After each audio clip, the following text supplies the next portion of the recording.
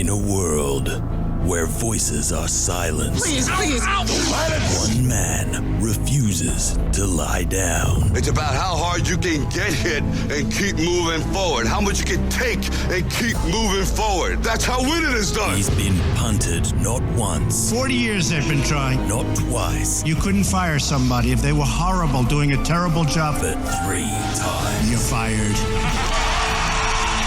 He doesn't tell you what to think, but gives you something to think about. Welcome to the Bonafide Podcast with Luke Boner. And he's not All right, here we go. done Hold your ears, folks. yet. It's showtime. So welcome, all of you, and thank you so much for being with us for 94 episodes. For those of you who have only just joined us, well, thanks a lot. You're riding on the other 93 episode coattails, but thanks a lot. Hopefully there's something for everyone. The millennial is with me. We got a big one today. It's a fascinating episode today. Millennial, hello. Hi. So we're going to have part 2 of our conversation with this amazing woman. I call her the amazing onion, Kerrin Hofstrand, the daughter of the late Gordon Piper, who played Bob Hatfield on Channel 7's A Country Practice. She was a drug dealer. She married a gay bloke, fell in love with an American, was on the receiving end of importing ecstasy and ketamine in Australia, went to jail. Ketamine. Ketamine. You always say ketamine. It's ketamine. Well, it shows you I have no idea what these things are all about. That's true. Went to jail for over 2 years. She has done so much in her life, but one chapter of her life is when she was a professional dominatrix in a massage parlour. And it's a fascinating chat. It's a fascinating chat. It's not for children. So if you are listening to this in a car with children, maybe wait until you get home to listen to Kerrin's interview, but it is very fascinating. Or just put your earbuds in and listen to it so the little ears can't hear it. Yes, and listen with an open mind as well, Absolutely. I would say, because I feel like a lot of our audience probably has had zero experience with the dominatrix and what goes on in that industry. So listen with an open mind and you will learn something very interesting. I learned something. It's unbelievable. She is unbelievable. David Littleproud, who is now just David Littleproud from the Nationals, he opens up on Australia's fuel crisis, why we got to where we are, what the future holds, and a few other things. There's a surprise question for David Littleproud at the very, very end. And it's Not like you to go off script, Luke. It is completely off script, and I call it Luke's 180. Oh, God. So I've got a 180 from some of the serious topics, and I look forward to your feedback on that. And we'll have Truckee Tuesday with Rod Hannafy and his thoughts on where we're heading with the diesel shortage. And lights and headlights. Oh, yes, his beef, Rod's rant. Rod's got a rant. Rod's rant.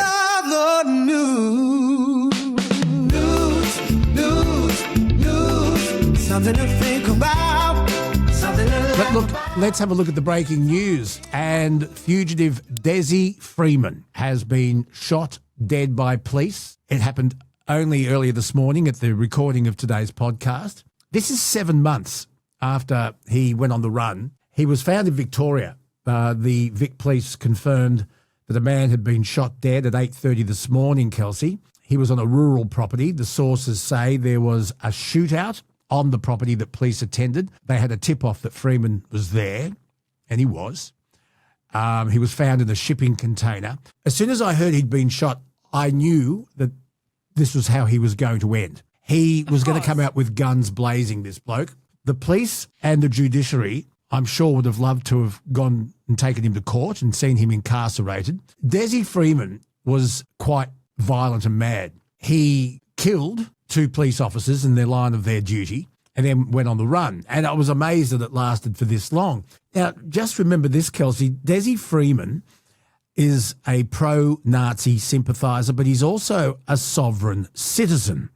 Now, maybe we need to go into what sovereign citizens are. Basically, they're people who believe they're not bound by Australian federal, state or even local laws. They completely reject any government authority and they use these pseudo-legal arguments. They refuse to acknowledge any court jurisdiction. They try and opt out of societal obligations like taxes. They don't believe they need driver's licenses, and they become pests in court over disputes about what common law is. And Desi Freeman was one of these. He was believed to have been aided and abetted and harboured by fellow sovereign citizens. It's another topic we can cope with and handle on another day if you want. Yeah. But Desi Freeman is now dead, and good riddance. You think about the damage and the carnage that he's left behind, the families of those two police officers and their families. Well, maybe they feel they've met with justice. I don't know. Yeah. Well, look, can you just remind us, how do we know Desi Freeman? Desi Freeman, well, once again, he was a sovereign citizen and was constantly breaking the law. He said that he was threatened and preyed upon by the sight of a cop or even a cop car. He said living in Australia was like being a survivor from Auschwitz. Jeez. Yeah. He'd made several court appearances. He tried to arrest a magistrate, Kelsey. Did he? Yeah. He also tried to arrest a police officer during a dispute over public access to a national park. Oh, my God. So the guy was completely delusional, but he was dangerous. And two police officers in the line of their duty were shot dead, and he went on the run.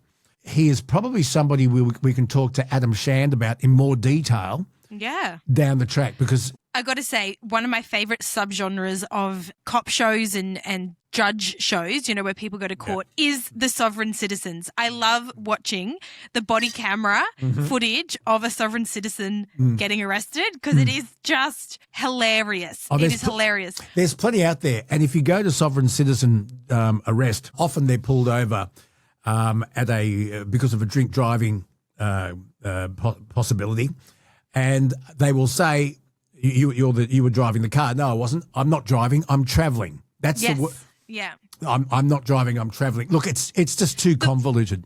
The one that gets me is when they say, I'm in a private vehicle and I'm on a private road, and then the cops are like, you're on a public road right now. Yeah. You're not, that argument. The cops are now well and truly educated and versed on how to deal with these people, and what they do is they drag them from the car, they handcuff them, they then first of all charge them with resisting arrest, and they're given very short thrift now. Police don't even argue with it anymore. The moment they say, I'm not driving, I'm travelling, out of the car, please move your car. They give them 3 warnings. They're all wearing body cams.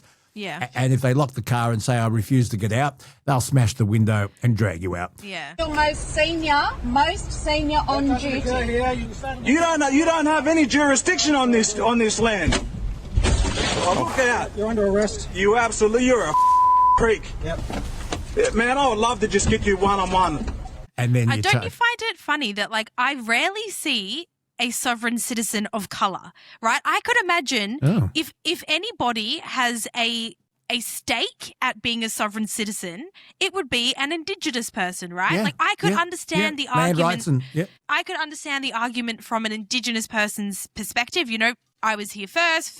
You know, I could kind of understand it, but it's always, and I don't mean, this is not a race thing. It's just interesting that the people that feel most entitled to, you know, claim sovereign citizenship aren't Indigenous. Yeah, well, that lunatic Lydia thought when King Charles visited Australia and visited the Parliament, she yelled out, "You're not my king, you're not my king." And then when questioned on that, because when you enter the Parliament, whether it be local government, the House of Reps or the Senate, you swear allegiance to her, back then, Her Majesty and her heirs. And her argument was, I thought they meant hairs. So I'm not making this up. Speaking of kings, Luke, did you see the No Kings protests in America? In America, yeah. And they're gaining momentum. And I'm going to discuss this with David Littleproud shortly, because Donald Trump is rapidly losing support from his Republicans. And his Republican senators and congressmen know, with the midterms coming up in November, they're on a hiding to nothing. And Trump will be a lame duck president with no control of the House. And this is why I think they're going to have to come to some kind of arrangement and bring to an end this conflict in the Middle East, because if it goes on much longer, it will be even more devastating for those Republicans who are now putting pressure on Trump, saying, fix this, Fix it quick or we're all out of a job very, very soon. Well, it sounds like they care more about the fuel price, which, you know what? Whatever gets the ants in your pants to do something, fantastic. But it's innocent people that are dying, Kelsey. I know, but at least what I'm seeing is a lot of Republicans, they're actually more angry at Trump for the fuel prices and the grocery prices. And what short memories they have, because it was Trump that probably got them there. But they've lost control of this bloke. And he needs to be reined in. And so this is why the protests. And you know what? I got a funny feeling that those protests that are going on we see in the United States now aren't all Democrats. Oh, no. Well, I saw the No Kings protests in the deep red states of Florida. There you are. And we know Florida is incredibly Republican. They voted Trump in the last election, and there were millions of people turning out to No Kings protests. And these are states that you would not expect this type of support. So, yeah, I would be shaking in my boots if I was Trump. Yeah. But can I just say, just on the topic of America, we didn't plan to talk about this, Luke. You're doing a 180 now. I know. Remember when Charlie Kirk was assassinated? Yep. Isn't it interesting that we have heard nothing about that case since? Isn't that interesting? We've heard nothing. You would have thought that this would have been highly publicized. We would know exactly what's going on in the courts with the alleged, shooter, all that type of stuff. But it's gone pretty radio silent. We're not really getting much information. If anyone wants to go into a bit of a rabbit hole, get your tin hats ready. Candace Owens, who we also spoke about at the time, she's still investigating this. And look, I'm not going to say anything here because I can't personally verify any of the claims. But if you do want to go into a bit of a rabbit hole, just go watch some Candace Owens videos. And I'm not a Candace Owens supporter, but I appreciate her investigative work on this. Can I just give you a bit of homework?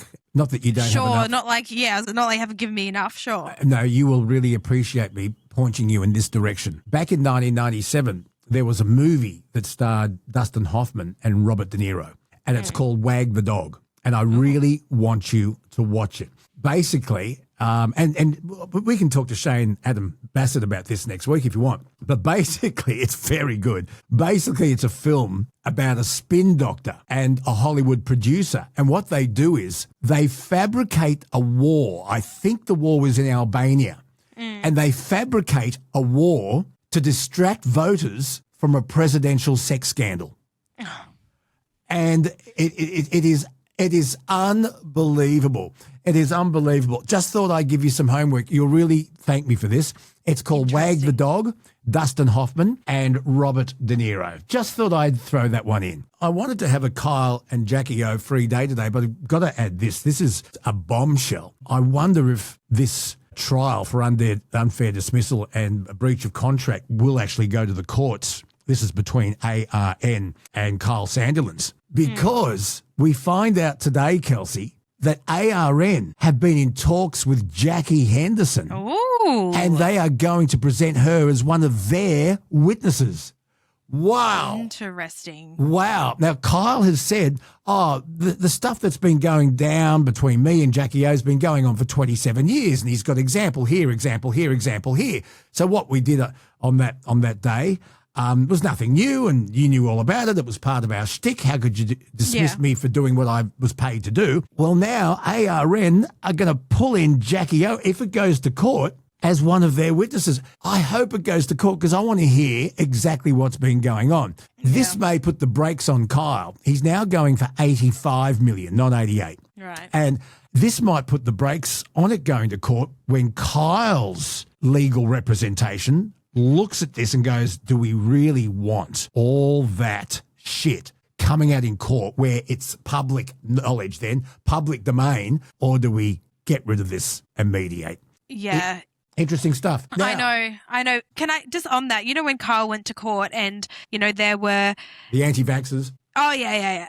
He did a very good, from a PR perspective. He did a very turning up at that court, even though he didn't actually need to be there. It's usually something that the first lawyers mention. just It's do. called a first mention. Yep. Yeah, but from a PR perspective, he nailed it. But when I got to say though, and I know he did it for PR and he's trying to be that relatable guy. And also, he's suffering relevance deprivation. He hasn't been on air for a while. Yeah, I know. But when he said, and I've got mortgages to pay like the rest of us, that ruined it for me because I was like, Kyle, come on, you live in a $20 million house, you've got multiple properties. Like you've got lost one or me two there. in LA. Yeah. You've lost me there a little bit because you can afford your mortgage, Yeah, and he's if in you touch. can't, downgrade. He's got the common touch, hasn't he? He's got the common touch. That's It's probably... like when Trump says, "I'm a layman's man." It's like, no, you're not. You're Yeah. not. You literally were on $200 million. Yeah. Anyway, it's interesting from a media perspective. This is, if it goes to court, will be the biggest media trial in Australia's history. So many people looking at it from different angles. And just let me say this. You've got judges on the Supreme Court that are going to see more to this than just ARN trying to get out of a $200 million mistake. So it's going to be very interesting. But enough. The fuel crisis continues. More and more petrol stations saying no fuel here. And Victoria and Tasmania have come up with a part of a solution, free public transport, to try and encourage people to get onto public transport and not take their cars, which is a good idea. Funny thing is, though, New South Wales is saying no. Now, that is at the time of recording today's podcast. Now, as we speak, Kelsey, there is a national cabinet meeting going on in Canberra addressing the fuel crisis. Now, when you and I spoke last, the premiers of the states weren't invited. Well, they are now. Over the weekend, there's been they listened to the Boner on the Bonafide podcast. Oh yeah. You don't give this podcast enough credit. So the premiers are in Canberra today. Do we go to COVID war type work conditions, instructing people to work from home if they can? Should there be look? Making public transport will put a bigger hole in any state's budget. For how long? The other question I'm going to ask David Littleproud is, in his opinion, how long can this go on for? And you need to stay listening for that because it's very interesting. But free public transport in Tasmania and Victoria. I wonder, after today's cabinet meeting, Kelsey, how many of the other states will say, yeah, good idea? Yeah, well, it makes sense. I mean, you can't be like, oh, people are stealing fuel and people are doing this without giving a solution to the problem. It's like they're acknowledging the problem. Okay, don't put the onus on the citizens. Do something about it then. Free public transport is something that you guys can do instead of just putting it all on the individual to fix it themselves. Yeah. I think jerry cans should be banned. I think you just need to put as much petrol in your car as you need and leave enough for everybody else. Anyway, so... I do think that they should ration in terms of making sure that there are enough for the truckies and the farmers. There should be barrels set aside just for those people. Couldn't agree with you more, Kels. And people who use diesel for their work, and maybe you need to show a work permit, a builder, a brickie. Yeah. A chippy. You need to operate machinery and stuff. If you need diesel for your work, there should be fuel put aside for you. Absolutely. 100%, Kelsey. 110%. We should be running the bloody country, Kelsey. I don't know if we'd make it a week, Luke, before one of us killed each other. Well, no, I wouldn't want a democracy. I want to be the dictator. Yeah, well, then that's why we wouldn't be able to work together. Yes, probably pretty true. While we speak, it's just been announced that Anthony Albanese has halved the fuel excise at the federal cabinet meeting in Canberra. The news is that Anthony Albanese has announced an emergency response to Australia's worsening fuel crisis, including a temporary tax cut to bring down prices at the Bowser. The Prime Minister has just confirmed the government will halve the fuel excise, but for 3 months. And that's expected to cut petrol and diesel prices by 26.3 cents a litre. Now, here's the good news for Rod Hannafy and our truckies. Truck drivers are going to receive relief. With the heavy vehicle road user charge, that too is going to be scrapped for 3 months. Now, there is a planned increase, but that's been delayed. Now, just to bring you up to date, the measures were agreed at the National Cabinet meeting, and the leaders were scrambling to respond to surging prices and patchy supply triggered by the escalating conflict in the Middle East. The Prime Minister has said while Australia's fuel supply outlook remains secure in the near term, I don't know what near term is. Is it 3 weeks? Is it 2 weeks? Is it 3 days? But he says we need to be very clear with Australians that the longer this war goes on, the worse the impacts will be. He said the government understands the people are really worried, and we know the cost pressures are very real, as the impact of the war on the other side of the world plays out here. The Prime Minister has also urged all Australians to cut back on fuel use, particularly for non-essential trips. Who's going to police that? Is your trip essential? I'm picking up the kids from school. Nah, it's not essential. Let them walk. I don't know. But anyway, he says we really want to encourage Australians who can take public transport to help save fuel for the areas and industries that need it. So we Aussies are going to get some immediate relief at the Bowser under this new government plan to halve the fuel excise. Let's keep a very, very close eye on the servos, and let's make sure that price that they're charging today is nearly halved by tomorrow. And if it isn't, who's going to police that? Well, the ACCC and the government watchdog, you are now on notice. Do your job, police this, and prosecute those service stations that don't follow through. And you would think now, with the fuel shortage, that now is the time for e-bikes, just when we're absolutely bucketing them because some individuals are irresponsible. Well, a Sydney mayor reckons there should be a national e-bike ban for children under the age of 16, saying he fears the number of injuries and deaths are going to rise even further if the government and the police don't do something. What do you make of this? I mean, in theory, I'm not opposed to under 16-year-olds being banned from bikes because they are just mini cars and you're not allowed to drive a car until you go for your L's, right? You know, and that's under supervision. So I can understand that, but I do think it would have to be on like a contextual basis. Kids that live out in regional areas and it's genuinely easier to get an e-bike to school, then I think there should be exceptions. But if you can reasonably get public transport to school, then I think, there is no use for an e-bike. Okay, this is Frank Carbone, who is, he often gives us headlines. He's the mayor of Fairfield in Sydney. Oh, yeah. Yeah, and he reckons that the Queensland legislation is spot on and needs to be expanded nationally to eliminate confusion between jurisdictions.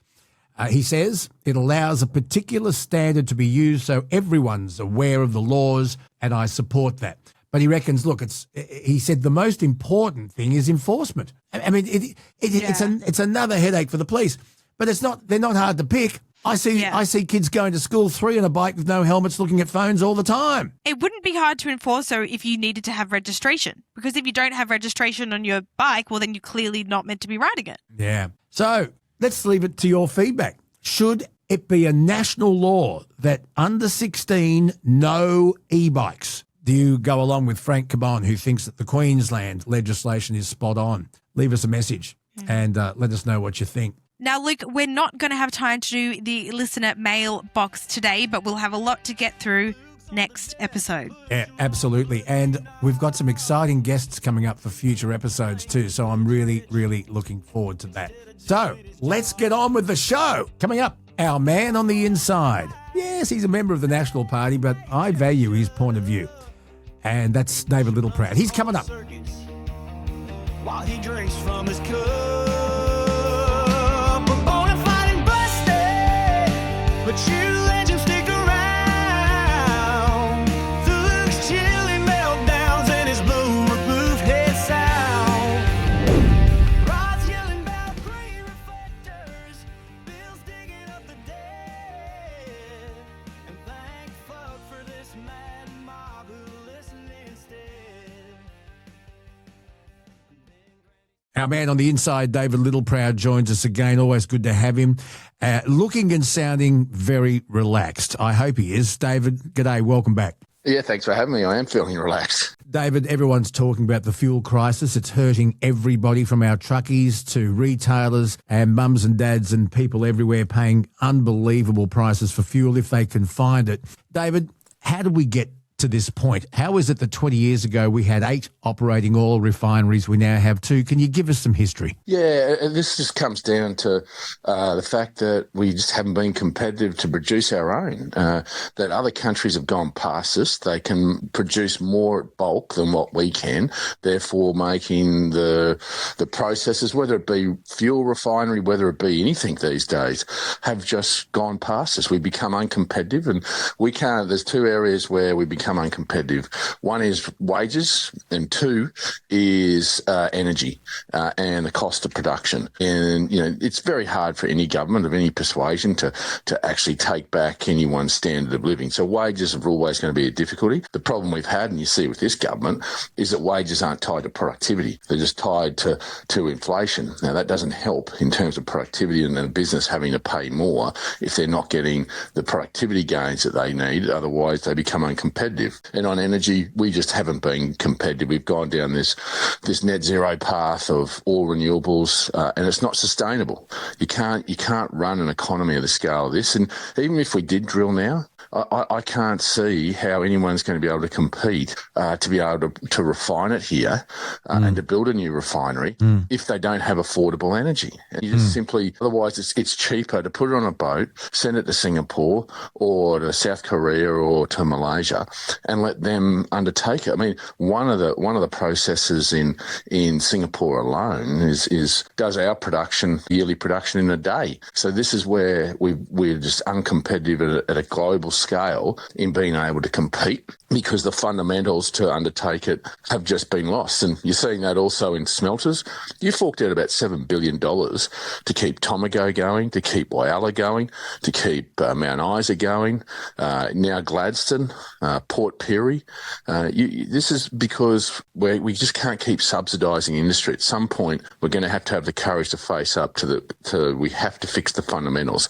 And that's cheap, affordable power. That's not reliable energy, renewable energy. Renewable energy cannot do it. You need more than 3 times the energy generation to keep these smelters going than what coal, gas or nuclear would do. So, we can sit here and say we can drill and we can turn this around, but you've got to also fix the fundamentals. Otherwise, you'll keep subsidising. Guess where the money who subsidised it comes from? Your wallet. Taxpayers. Yeah, government, exactly. Yeah, I get that. But people today are saying, gee whiz, let's pay that extra money so that we're not so vulnerable so that I can go and fill up. Well, exactly, and so you could still drill, and if we can fix the fundamentals. I'm not saying we can't. I'm just saying someone's going to have courage to actually fix the fundamentals of energy generation here in this country before anyone's going to have the courage to invest themselves in producing fuel here in this country. When we were in government, we actually now I gave $500 million of your money through the Northern Australia Infrastructure Fund. It was a loan to Peterman, and they're going to build a urea plant. It comes into operation next year. It will produce 97% of the urea that's imported into this country. So we will be in terms of urea, but they had gas up there up in Kununurra, and they were able to get cheap energy so that they could produce it themselves. So it can be done. So if we can do it urea, we can do it with fuel, but we have to get that affordable energy. And, the Queensland Premier is now talking about drilling, even in my own electorate, just between Miles and Condamine. There's a huge seam of oil there that he's prepared to drill for. So we can drill it, but we're going to need to find somebody to refine it. Yep. To refine it, we've got to give them affordable energy. Otherwise, we keep subsidising it. We'll have to put it on a boat and then bring it back. Yep. Now, the Prime Minister today, by the time our chat drops on our podcast, we will know the answer to this, but there's increasing pressure on Albanese to halve the fuel excise, currently at 52 and a bit cents per litre. Morrison gave relief during COVID. They're worried about the effect that will have on inflation. But there's just something else I wanted to mention to you, and you'd know this, that the excise is capped per litre. But what isn't capped is the GST, where the government's double dipping. Now, the GST is on price. So you're paying 52 cents per litre, but if you're paying $3 a litre, you're still paying that GST. Should the government halve the excise? And if they do today, is it a good thing? Yeah, I think we've got to do something, and particularly for large transport companies. And when we were in government, we made a mistake on this during COVID. Right. There's a little quirk around the road user charge and how it interacts, particularly for large trucking companies. Yeah, I wanted to get to that, yeah. Sector. And we let them down. We didn't get it right. We thought it was basically the advice we got wasn't appropriate from the department, but then we didn't fix it because they weren't getting the full benefit of it. Now, what we do need is for these trucking companies to be able to compete. I mean, they are getting smashed. I actually do fear that we are going to see, and we've already got a lot of these trucking companies under a lot of financial pressure at the moment. This will tip many of them over the edge. Now, if we don't have trucks, we don't have an economy. Let me just make that clear. You might live in a capital city, but without trucks, you do not get your product from a paddock to your plate, or get those minerals to a port. So we actually need trucks to be able to operate, and our trucking companies to be competitive. And that's not the big guys like Fox. These are the family ones that are medium-sized all the way through. The independent owner drivers. Yep. They're the ones that hook us up and keep us connected. And without them, this country, because of its sheer geographical size, is going to fall over. Make no mistake. This is where no one understands the importance of the trucking industry to this country. That because of our geographical size, that if we destroy it, our whole economy, our whole way of life will be brought to a standstill because we will not be connecting all the goods that we need, because we have all these distribution points, but it's all of us in between that's going to miss out. And this is the problem that I think as governments of today and governments of the past haven't actually put enough importance, like we should have, on refineries, on the trucking industry. That is the problem that we will have, and if we do not get this right, that's why I think that if we're to do anything financially, yes, I have no issues with the excise piece and giving a reprieve on that. 3 months. But there's also some support for trucking companies, not just about excise, road user charge, GST. It should all be on the table, because these companies, and what that does is just understand, if you support these trucking companies, that actually has a flow-on effect to you at the checkout, because they are getting smashed.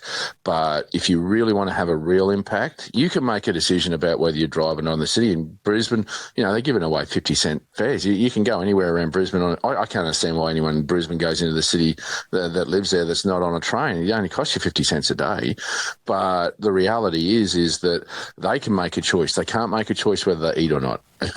And that's why trucking industry needs to be supported. That's why the financial support, I think, in major support, should go towards the trucking industry. Yes, excise to you and I and the car when we fill it up, but more importantly, the trucking industry is where we can make a real impact in keeping downward pressure on inflation as well. Because if we take away those transport costs, keep them down, then that takes away that inflationary pressure that can be there that they're talking about. Okay. So far, 2 Australian states have decided they'll make public transport free to incentivise people not to drive. Victoria will have free travel throughout April. Tasmania has just said their commuters will not need to pay from today. New South Wales, for example, declining to follow suit at this point. See, this is where I think the premiers should have been invited to today's National Cabinet meeting, but what would I know?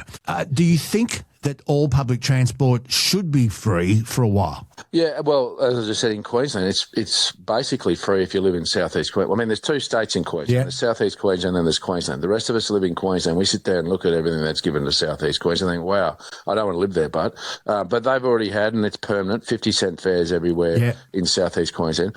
And the reality is we do have a supply issue, despite what this government's saying.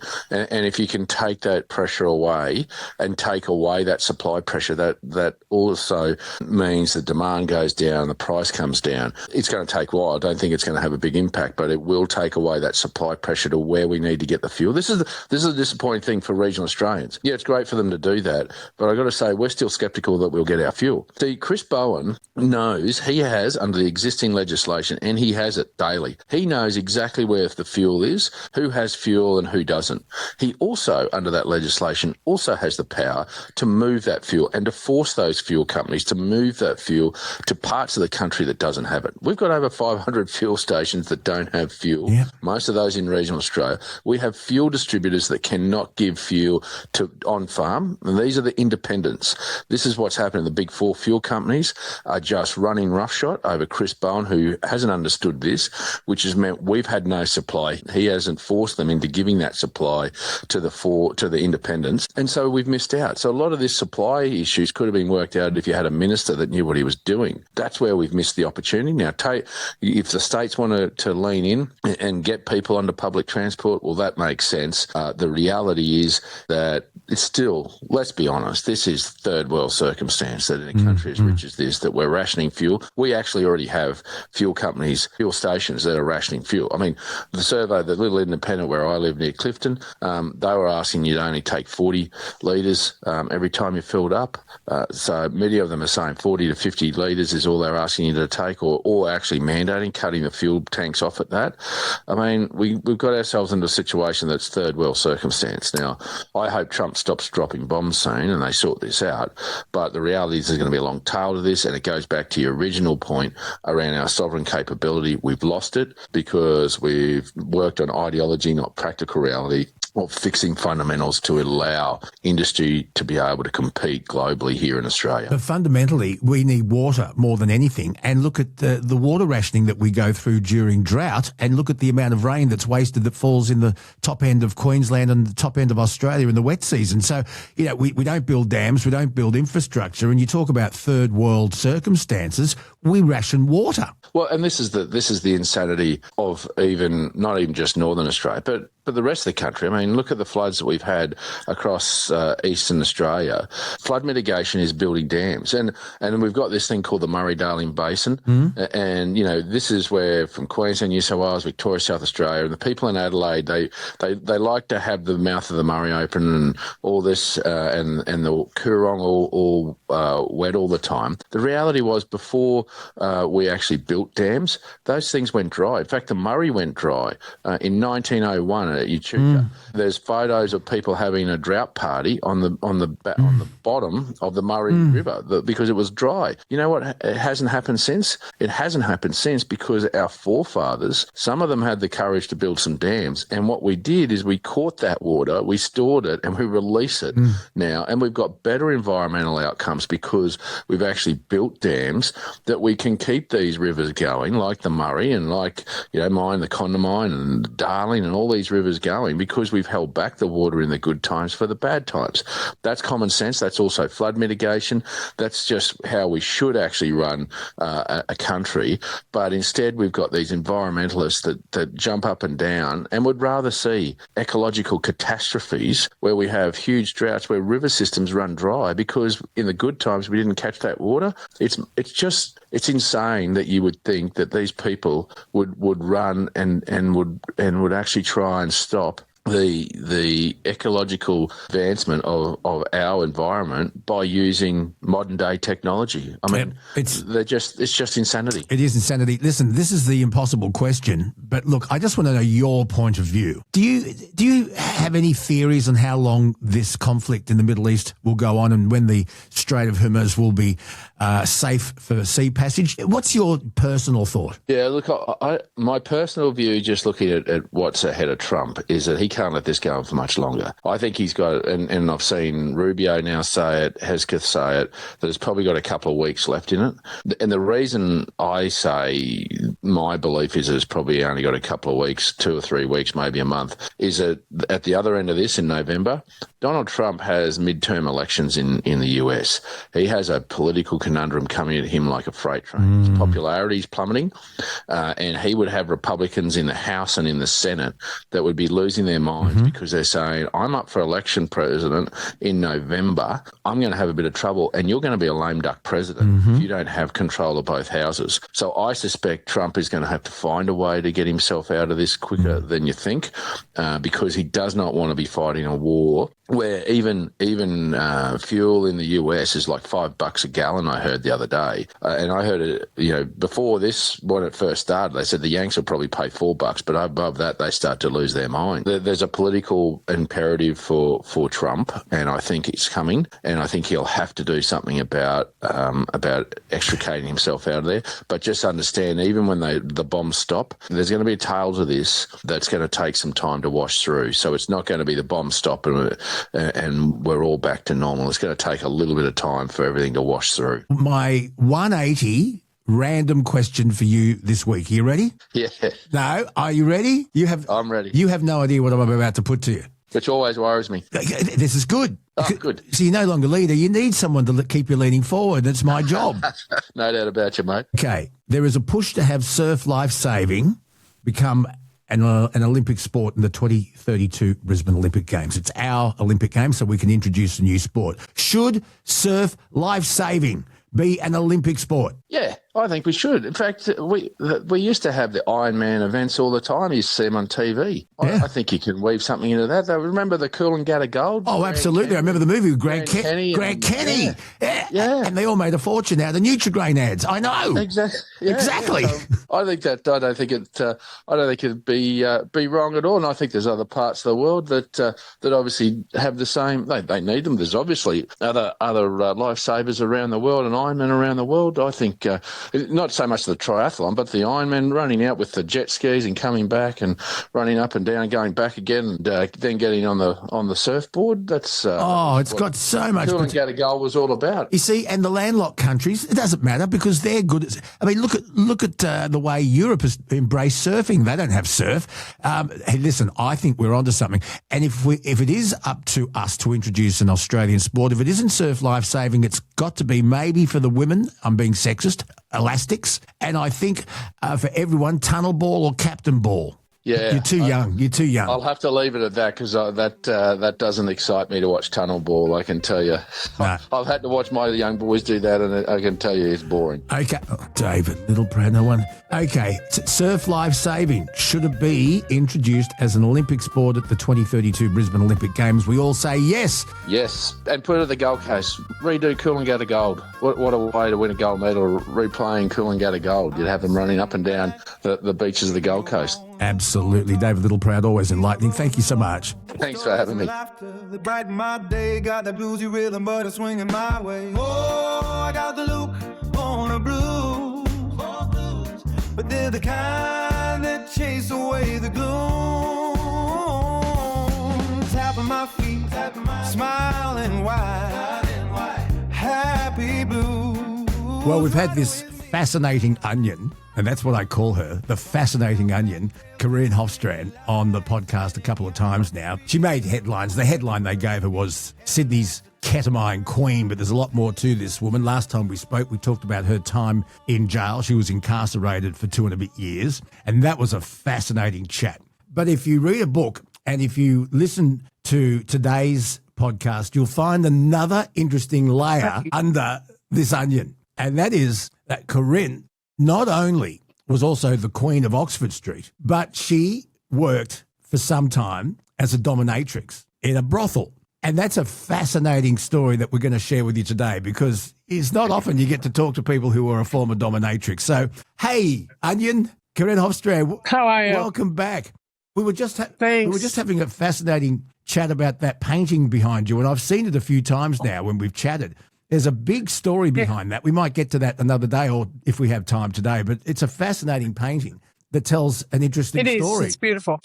Yeah, it's a beautiful painting. I love it. Originally from Hawaii, or painted in Hawaii. That's it. Yeah. And there's a story about your husband and his lover. Now, not his lover, just his friend. His friend. Not many women I know can say my husband's gay. Oh, there is quite a few of us, actually. How does a woman marry a gay man? How does that come about? Well, I'll tell you the story, I mean, look at Elton John, who married Renata. Yeah, exactly. Well, there you go, see?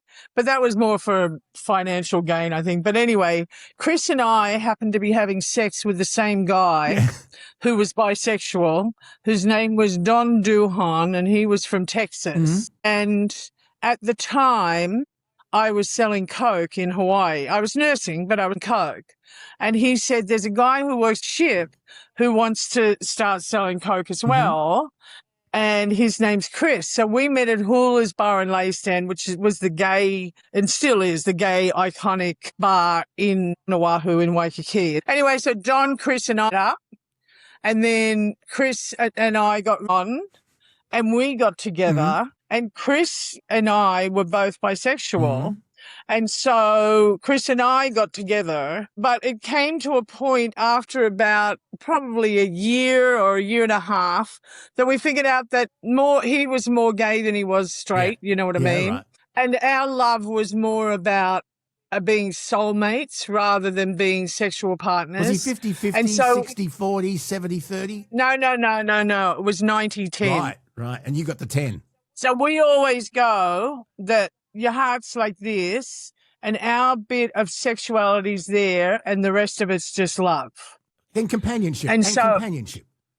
Yeah, and we were together. When I was busted, he was here, right? He came out here. I dragged him away from Hawaii when he was diagnosed with HIV, but then he got on ice. And when he was on ice, because ice kind of started in Hawaii, apparently. I don't know, a friend of mine used to sell it. Anyway, and it sort of became a really big drug in Hawaii before it became a big drug anywhere else. And I was already out here and he was coming out here. And this was within a period of about 3 months, he got on ice after he got his diagnosis because he freaked out. So I went back to Hawaii, rescued him, and then came out here. He was here when I was busted. The cops said to him, because we were just starting de facto residency when I got busted. And so the cops said to him, you better go back or you're going to get busted yourself. You know what I mean? For complicity or whatever. He had no drugs anywhere near him. And so he went back and then he came back the week that I got out, right? So he was away for 2.5 years and he came back the week I got out. So I got out in December and we were married in February. We were married February 17th, 1994. Then it took from 94 till 2000, so 6 years for us to get him permanent residency. He was on a bridging visa for all that time because of the fact that he was HIV positive and I had been in jail. And we went all the way to the step before the minister on compassionate grounds. And I had already spent about $40,000 on legal fees. And I said, I did it myself after that. I went up against the board and I said, to have HIV now is like having diabetes. Look at Magic Johnson. Yeah, I know. Yeah, well, I've got friends who have been alive for 40 years. I mean, Chris is still alive. You know what I mean? Fucking hell, how? I don't know. But anyway, he is. And I said, my past is irrelevant to this whole thing because I've done my time, la, la, la. Anyway, we got through after that. And once those papers came through, it was October 2001, I said to him, that's it. I'm done. Here's $200. Go. And he had a lover at the time whose name was James. I said, go live with James. I can't do it anymore because he is a hoarder. And we had 11 mannequins in this huge apartment we had. And every time I'd come home from work, because I was working as a receptionist at the time, every time I came home from work, because he was on speed, the mannequins had been moved around and the dresses, everything had changed. And so I just said, I can't do this anymore. Cannot do it. So I kicked him out with $200. Friends helped me move down the road. I was on Forbes Street. I just moved down to Farrell Avenue. And he didn't talk to me for about, 3 months. And now we talk to each other about once a month. He's fine. He's still alive. Wow. We've mentioned this before. You are the late Gordon Piper's daughter, Bob Hatfield from a country practice. And you've got this amazing, and I take it still living an amazing life. Did any part of your life shock your dad? Well, he didn't know about half of it. He didn't know about me working in the sex industry. I really don't think me dealing drugs shocked him because he knew I was doing coke in Hawaii because when he came over the year that my mother died, so in 1981, she died in the May. He got the job with the country practice in the October, but it was kind of like they didn't start filming or they were off for Christmas or whatever. And he came over to Hawaii for Christmas. And we did coke with him then. Right. So he knew I was doing coke. Do you know what? So, It's maybe for our next podcast. You just give me so much content, Corinne. But tell me if I've got it wrong. But you were selling cocaine on cruise ships, and you thought, oh look, there are plenty of cashed up passengers here. But you ended up no, not passengers, never to passengers. Okay, to staff, never to passengers. But I understand, even to the captain. Even to the captain, yeah. Wow, yeah. And you got kicked. But it wasn't just me. It wasn't just me that was selling drugs. I mean, it was a small cruise ship. It was one of the old ships. So there was like 800 passengers and there was 200 crew. Out of that 200 crew, there was probably 30 of the crew members were dealing coke. Because we could only take on so much. It was only 1 week cruises, and then we got off. We're on for 3 months. So we'd have enough for a week, and then we'd get off, restock, get back on, do it again. But it wasn't just me dealing, at all. Is it true you got sacked or punted because you got caught leaving a bathroom without washing your hands? That's right. Exactly right. What happened there? Well, because one of the girls, and it was a setup, because one of the girls, Diva, her name was. Great. Yeah, she's still friends. She's still friends with Chris to this day. Her boyfriend was Stu, that was his name, and he was the maitre d'. And they just didn't like me. I'm me, they just didn't like me. This is after 3 years, they had to find something. So she left a line for me at midnight buffet on the top of where the toilet roll thing is, you know what I mean? Or on the back of the toilet, whatever, wherever, but in the toilet. So I went straight in, right? Yep. Did the line, came straight back out, and there was a passenger there washing her hands. And she saw me not wash my hands, my mistake, and went straight back out to serve on midnight buffet. And she went to the captain or whoever she went to and complained. And I was fired. For not washing your hands after doing a line of coke in a toilet on a cruise ship. Yeah. Corinne, only you have the... I know. You mentioned that, and I mentioned this at the top of our chat, you worked for some time as a dominatrix. Now, I'm going to let you talk. How did you get into this to start with? It was part of my normal life. You know what I mean? Like, I always...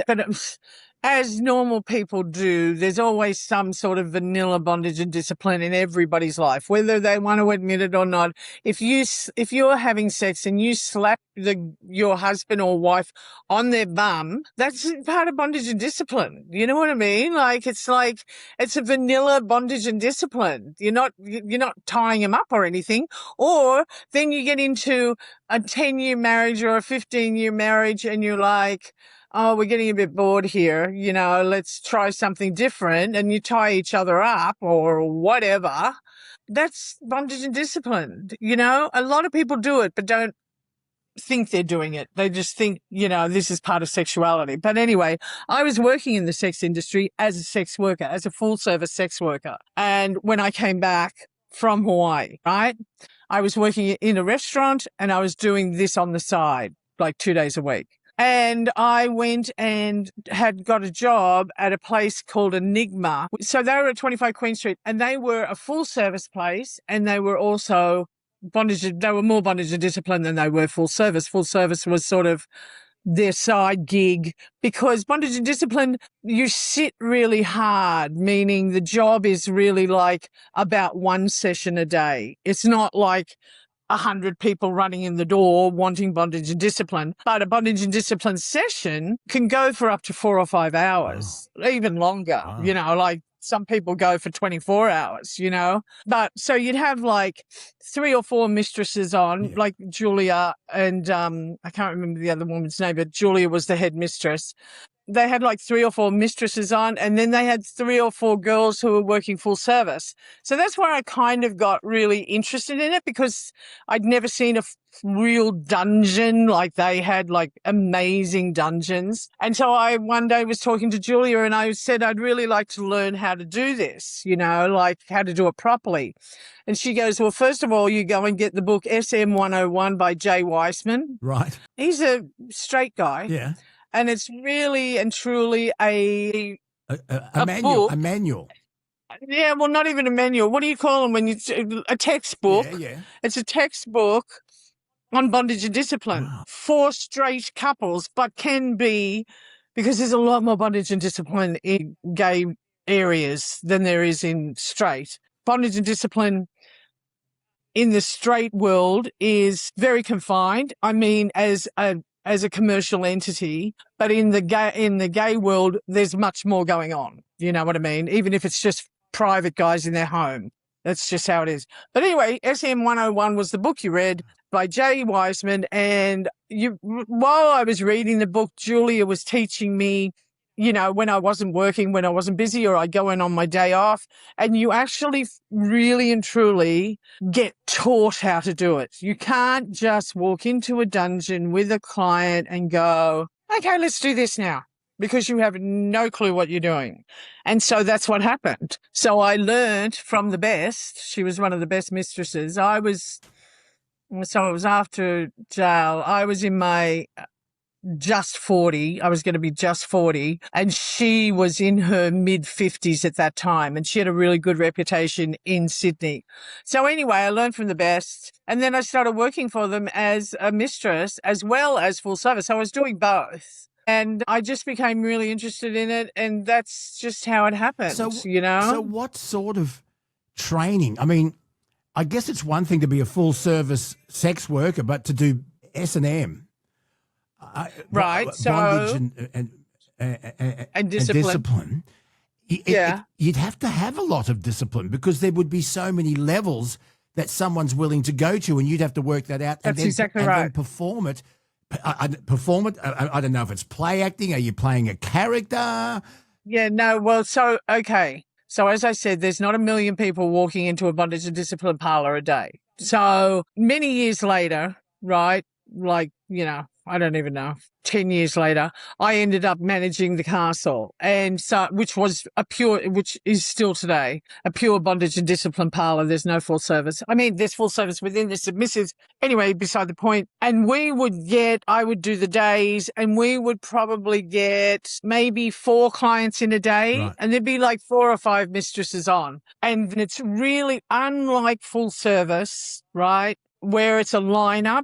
You go in, you say, hello, my name's Corinne, you go back out, whatever, and he picks, right? Yeah. With bondage and discipline, each interview with the client is at least 10 minutes long. So that client walks in the door at 2 o'clock. He might not, depending on how many mistresses are on, that suit him, because first of all, the receptionist goes out and goes, okay, so what kind of session are you looking for? And he might say, I just want what we call slap and tickle, which means tie your balls up, slap your bum, tie your hands up. You know what I mean? What normal people think. No, I don't know what you mean. That's why I'm talking to you. It's another world to me and most of my listeners. Well, just normal bondage and discipline, tying your hands up or putting you up like this, you know, on a thing hanging from the ceiling, and you're up like this, and we're spanking your bottom softly because you're going home to your wife. Yeah. Right? So this is what we call just a slap and tickle.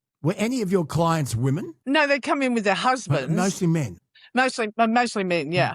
But anyway, so that's what's called a slap and tickle. And then you've got the other end of the scale of the spectrum, which are people who are breath deprivation. There's another term for it, but that's what. And they're put in big latex. If you Google them, you can see them. They're big latex-like beds, and then you Hoover vacuum clean all the air out. Yeah. And all they've got is a straw and straws like that. Vacuum seal it. You vacuum seal it. You vacuum seal it. And then you play with them. So you're playing with them through latex. Yeah. Now, that's the other end of the spectrum. That's extreme. You know, it's not extreme. It's quite common, but it's the other end of the spectrum from slap and tickle. I was not into, what is the term? I wasn't into that. I wasn't that highly trained that I was comfortable doing that. It's like I was not highly trained. Like, I know a couple of mistresses in Sydney who are amazing at Japanese bondage, and they've been to Japan to learn it, where you see people in bondage that are hung up from the ceiling and everything, and they're actually like totally bound, like in different forms. And that is really extreme bondage and discipline, not in any harmful way, but in the way that it takes. So those Japanese bondage sessions take up to 6 hours just to do the final product, which is whatever the client is looking for, whatever position he's looking to be in. And then he'll stay in that position maybe for half an hour while she plays with his dick or whatever. And then he's let down, and that's the end of the session. They're really interesting sessions to watch because there's so much talent put into that kind of bondage, you know? The first time I'd ever heard of it was when... What, bondage and discipline? Yeah, as a profession. Yeah, I was very young. And Oh, right. I'm glad you said that. I was very young, and I was watching... It could have been the Mike Walsh show. I can't remember, but Gretel Penninger was on, better known as the Mike Walsh show. Mike Walsh show, Madam Lash. Really, Lash. Mike Walsh. And she lived on the northern beaches at Avalon. Mike Walsh. Mike Walsh. Oh, was he a customer? No, he's gay. He was gay. But it was the midday. Yeah, that was the Mike Walsh show. That's right. That's what I'm saying. Mike Walsh was gay. I'm not saying anymore. Okay, so that's how he knew her, maybe. And she lived on the northern beaches at Avalon. And she was a fascinating character. Gretel Penninger was Madam Lash. She's still alive. Is she? She's still alive. We should get her on. She owned a church. She owned a church that she transformed into like a big bondage and discipline place on Cleveland Street. And she sold it, when I say not long ago, probably 10 years ago, 8 years ago, something like that. I know it was sold. Anyway, it was about 4 or 5 doors down from Nirvana, where I used to work as a manager receptionist. She made a fortune because it was right on Cleveland Street. It was a double block. Anyway, she's a very smart woman. I've been to a couple of parties up at a place at Palm Beach. Yeah, so fascinating. And so that's the first time I'd ever heard of it. I knew about Mike Walsh before he was on telly because he was one of the original 2SM good guys. And I think he holds the very prestigious title of being the first disc jockey to put callers to air. So anyway, Mike Walsh and the Orpheum beautiful theatre at Mossman, Cremorne. I know. He bought it and did it up. So, God, strike me pink. So when you're in a precarious position and you think you're ready for this kind of service, what about safe words if someone thinks, I want to get out of this now? I can't. Right. Well, always in any language, the safe word is always mercy mistress. You know, some people, though, do have a penchant for having their own safe words. So, and they'll tell you that in this massive interview you do before you do the session. I mean, somebody might have the safe word ice cream, you know, whatever, you know. But internationally, the safe word is mercy mistress. Wow. And as a mistress, you must, or a master, you must obey that. If you don't obey that, you're not any sort of mistress or master. You have to stop doing what you're doing and recalibrate whatever. Yeah. So when you are a dominatrix and you're the mistress, is part of it really you, or do you have to completely get into character like an actor? It's like an actor. Right. But a lot of the... I bet you they don't teach this at NIDA. Yeah, no. Well, maybe they do. A lot of them are pretty normal kind of, okay, so for instance, so you're going to be my wife and I'm walking in and dinner isn't ready and I'm upset with you and then you turn the tables on me. You know what I mean? Something like that. Mm-hmm. Or I walk in on you and you're having sex with somebody else, but you turn the tables on me because they have to become the submissive. Now, in saying all that, you must, in your training, do some submissive work, whether it be just in training or whether it be you, when you're working, you switch to submissive. Like my submissive name was Layla. God only knows why. Just because you can't give out pain without realizing what you're giving out. So whether it be a slap and tickle or whether it be 150 cuts of the cane down the back of your legs, you need to find out what what they're going through. It's totally different to sex. It's called the Graduate School of Sex for a reason, because there is no sex. Wow. As a submissive, I had a master for many years. After I left, I was working at receptioning, and after I left doing bondage and discipline, but this one was a client I took with me, and his wife used to send him to me. He was into bondage and discipline and she wasn't. They got to a stage in their relationship that she'd go to Alan, his name was, you got to go and see Corinne. Like, it's time to go and see Corinne. And so he'd call up, or she'd call up and go, can Alan come over? And I was like, yeah, no problem. I mean, it was still a paid position, you know what I mean? Yeah. We can't mention names, especially if they're still alive, but can you give me an idea of what kind of background some of your clients were from? There's very few, in inverted commas, normal Australian men. The Australian male thinks he's too much in control. And when those kind of guys come in and want a session, they want to be the master and they've got no clue what's going on. It's like a brothel, people going into brothels and wanting anal from everybody. You know what I mean? It's like, this just doesn't happen. It's not normal. It's just like, just come in and have a good time. Don't ask for things that are so left of field. And so these normal Australian men would come in and go, oh, I want to hit a woman, with that kind of shit. Normally, normal good clients would be police, lawyers, judges. Judges. Yeah. Reporters, people who have high-powered jobs, doctors who don't want to think for an hour. They just want to switch off.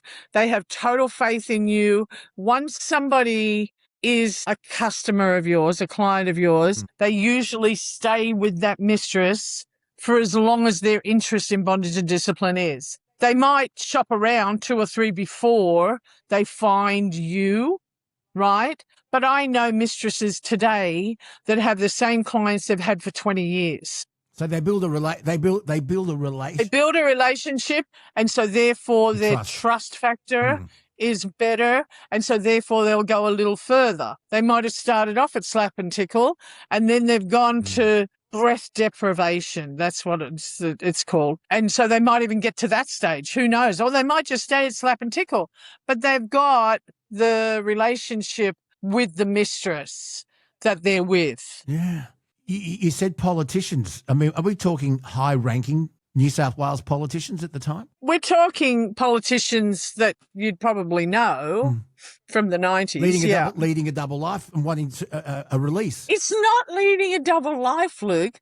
It's just like as if you were to walk into a brothel, a regular brothel. You wouldn't find people you would know. Like, oh, what are you doing here? You know what I mean? Oh, there's a dark side. Well, actually, I find the dark side somebody who's asking for disgusting shit in a regular brothel. Have you ever run, or did you ever run into an ex-client in a social situation by accident? Oh, my God. What happened? What happened? No. I live in King's Cross. Right? Come on. I used to run into clients all the time. Yeah. Either as a full-service worker, a bondage and discipline mistress, or just the receptionist manager, because I worked, first of all, one of the places I managed was on Kellett Street, owned by the same person who owned the place on Cleveland Street. So I used to work around the corner from where I lived. So I'd run into people all the time. Nirvana, I used to run into people all the time. Down on Bayswater Road, I used to run into people all the time. But you just acknowledge them if they want to be acknowledged. So you walk past somebody and I know him, right? Now, whether or not he says hello to you is your sign. So you've seen him, he sees you. If he nods and says hello, then you nod and say hello back. If not, you just leave it be. The worst place I've ever been to see and seen a hell of a lot of clients was Cranbrook School. Yeah. Used to, every 5 years, have the best fete. I used to have this fabulous fete. I mean, and a friend of mine who was also a sex worker and me, and I was doing bondage and discipline at the time, went to this fete, like 2 over 10 years, right? How many clients we saw there was just next level because they're the kind of clients you get. Yeah. You know, my friend who I used to go with was just doing a bit of slap and tickle from home, whereas I was working at Enigma or I was working at the castle. But it was hilarious. I mean, Cranbrook was another world of clients. Isn't that amazing? And, Tell me about Julia. Julia was amazing. She was, I'm never in contact with her anymore. I don't even know if she's still alive. But there was Mistress Julia and Master John. They ran Enigma. John, I never took a shine to, just because with bondage and discipline, it's like with anything, there's a downtime. Like, you're not always, like when you're around your friends, you're not always Luke Boner, the guy who sits behind the microphone. You know what I mean? Like, you got to have some downtime. John always used to think that he had to be a master at all times of his life, and that kind of got really tiring. Whereas Julia was just a normal person who in a dungeon became another person. Yeah. And that's what I loved about her. Yeah. And she was in, as I said, she was in her mid-50s, and she was this tiny little person. Like, I'm 6 foot and she probably came up to my shoulders. She never wore what you expect mistresses to wear, which is big black latex outfits, 6-inch heels, whatever. Yeah. She only used to wear long skirts and tight blouses and looks like your grandmother. She really did look like somebody's grandmother or very older sister. But once you got into the dungeon with her, she was a different person. And it was what I liked about her. Her persona changed and she became a real mistress, and her training was next level. She took you from just slap and tickle. Like, I remember when she was teaching me how to do temporary piercings. God. Okay. Tell me about the piercings, because you brought it up. I didn't bring it up. Yeah, no. I'm talking about temporary piercings, not celebratory piercings. So you've got to learn how to do temporary piercings either on the penis or in the nipples, right? So when she was teaching, and I said, I don't want to be pierced. Like, don't, when we're doing the training for piercing, please don't pierce me. Well, while you're doing training, there's usually other people in the dungeon watching you doing training, other mistresses, right? Because it's fun to watch somebody train, right? Right. Anyway, Julia decides she's going to put a blindfold on me. Yeah. And then she said, no, I'm just pretending. Don't worry about it. It's not going to hurt. And I could feel something, but it wasn't painful. And she goes, okay, take the blindfold off now. And she put 5 temporary piercings in both of my nipples. And I was like, oh, my God. That's when I freaked out. I was like, get him out, get him out, get him out. No. You brought it up. I didn't. What's the celebration piercings? I don't. Educate me. I have no idea. This is all new to me. When a lot of mistresses, when they, in inverted commas, I'm going to say this, is when they pass their exams. Like, when you feel like because for the first 6 months of being a mistress, you can't go into a dungeon by yourself. Right. You have to go in with a mistress and you're an apprentice. Yeah.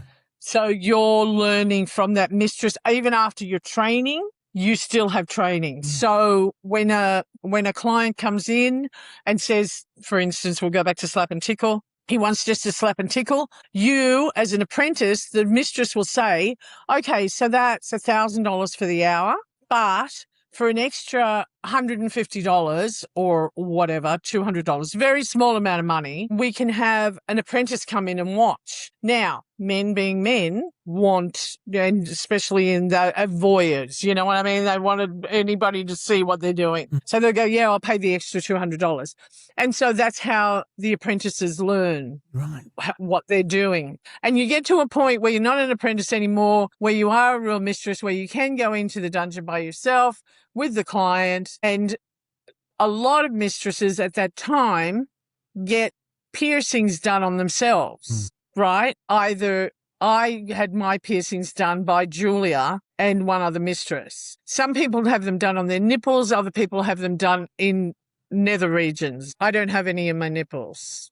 Unbelievable. I didn't know that Peter Werrett, the famous race car driver slash I know the name. He was a motoring journalist, and right. And then we find out like how Herbert Hoover, what's his name, Hoover, the former head of the FBI. Oh, J. Edgar Hoover. J. Edgar Hoover, where it was a cross-dresser. And He was a cross-dresser. Is that common? Oh, it's so common in Australia. So common. I've never worked in bondage and discipline in the United States, so I don't know, but I'm sure it is there too, because, you know, especially with the Trump supporters, you know, they're all anti-trans, but I'm sure they get dressed up. I'm not 100% positive, because if you got no teeth, you got to do something with your body. Anyway, that's beside the point. Beside the point. Anyway, so we used to have, they're called pussy parlors. So every bondage and discipline house has a pussy parlor. And so there's a bunch of wigs, shoes, dresses, baby outfits, like anything that's either female or child, like dressing up as a child or a baby. Babies are very easy because it's just a diaper, is in that pussy parlor. And you go in for a session, and a normal cross-dressing session is usually 2 hours, 1 hour to get dressed up, and the mistress does the makeup and everything for you. It's a very vanilla thing to do. And then the next hour, you get paraded around the bondage and discipline house, right? Whether there be clients there or not. And there could be clients sitting out in the interview room, and you might go out with the mistress just to say hello to the client because you're incognito, because you got makeup on and everything. So some men don't do that, like go out there, but they'll sit with the mistresses, have a cup of tea, all that kind of stuff. Or you'll get them to clean up something, right? Because they want to help you. So you'll get them to do the washing up or something like that, you know. And they get off on that. Very, very, very, very common thing in Australia. Very common. Hey, listen, there's an old saying, whatever floats your boat, so long as it's consensual and legal. How many of the high-powered clients that you saw, how many of them did their wives know about it? Oh, none. None. When I was training, when I was at the castle and I was managing the castle, I used to train apprentices. And on a Sunday, I used to have this guy come in, because I would do temporary piercing training on a Sunday, right? I don't know why it worked out that way. It was just probably Sundays was slow. I don't know. I can't remember. But anyway, so I'd have apprentices come in. Like, this is not every week. This is like, you'd get 2 or 3 apprentices to come over a period of time, like about 6 months. You'd do the training to a certain point, and then I'd call Kim the cop, and Kim the cop would come in, and I would do temporary piercings on his penis. Jeez. And the girls would train on his penis. He had the highest threshold for pain I've ever seen in my life. Now, this is a police officer that came in, and you used to train the piercing process on his penis. That's right. And he enjoyed it. And then after the training, which would be about an hour, right? Jeez. Depending on how. But then after that, I would then cane his penis for about an hour. What do you mean by he that? had this, you pull out a cane and you pull out his penis and you cane it. You cane it. Jeez. What do you think it means?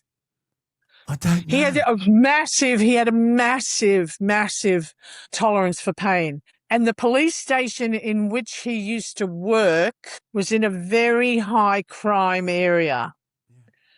And so he was that kind of cop that could put up with that very, very high crime area. And when he was in his submissive era, he could put up with a lot of pain. Jesus. So, if he lovely guy. If he was ever taken prisoner behind enemy lines and held for interrogation, he would He'd love it. He'd keep the secrets. He'd love it. I should have asked you this earlier, but I'll ask it now. What makes somebody like you, Corinne, what made you want to do that for a living? What attracted you?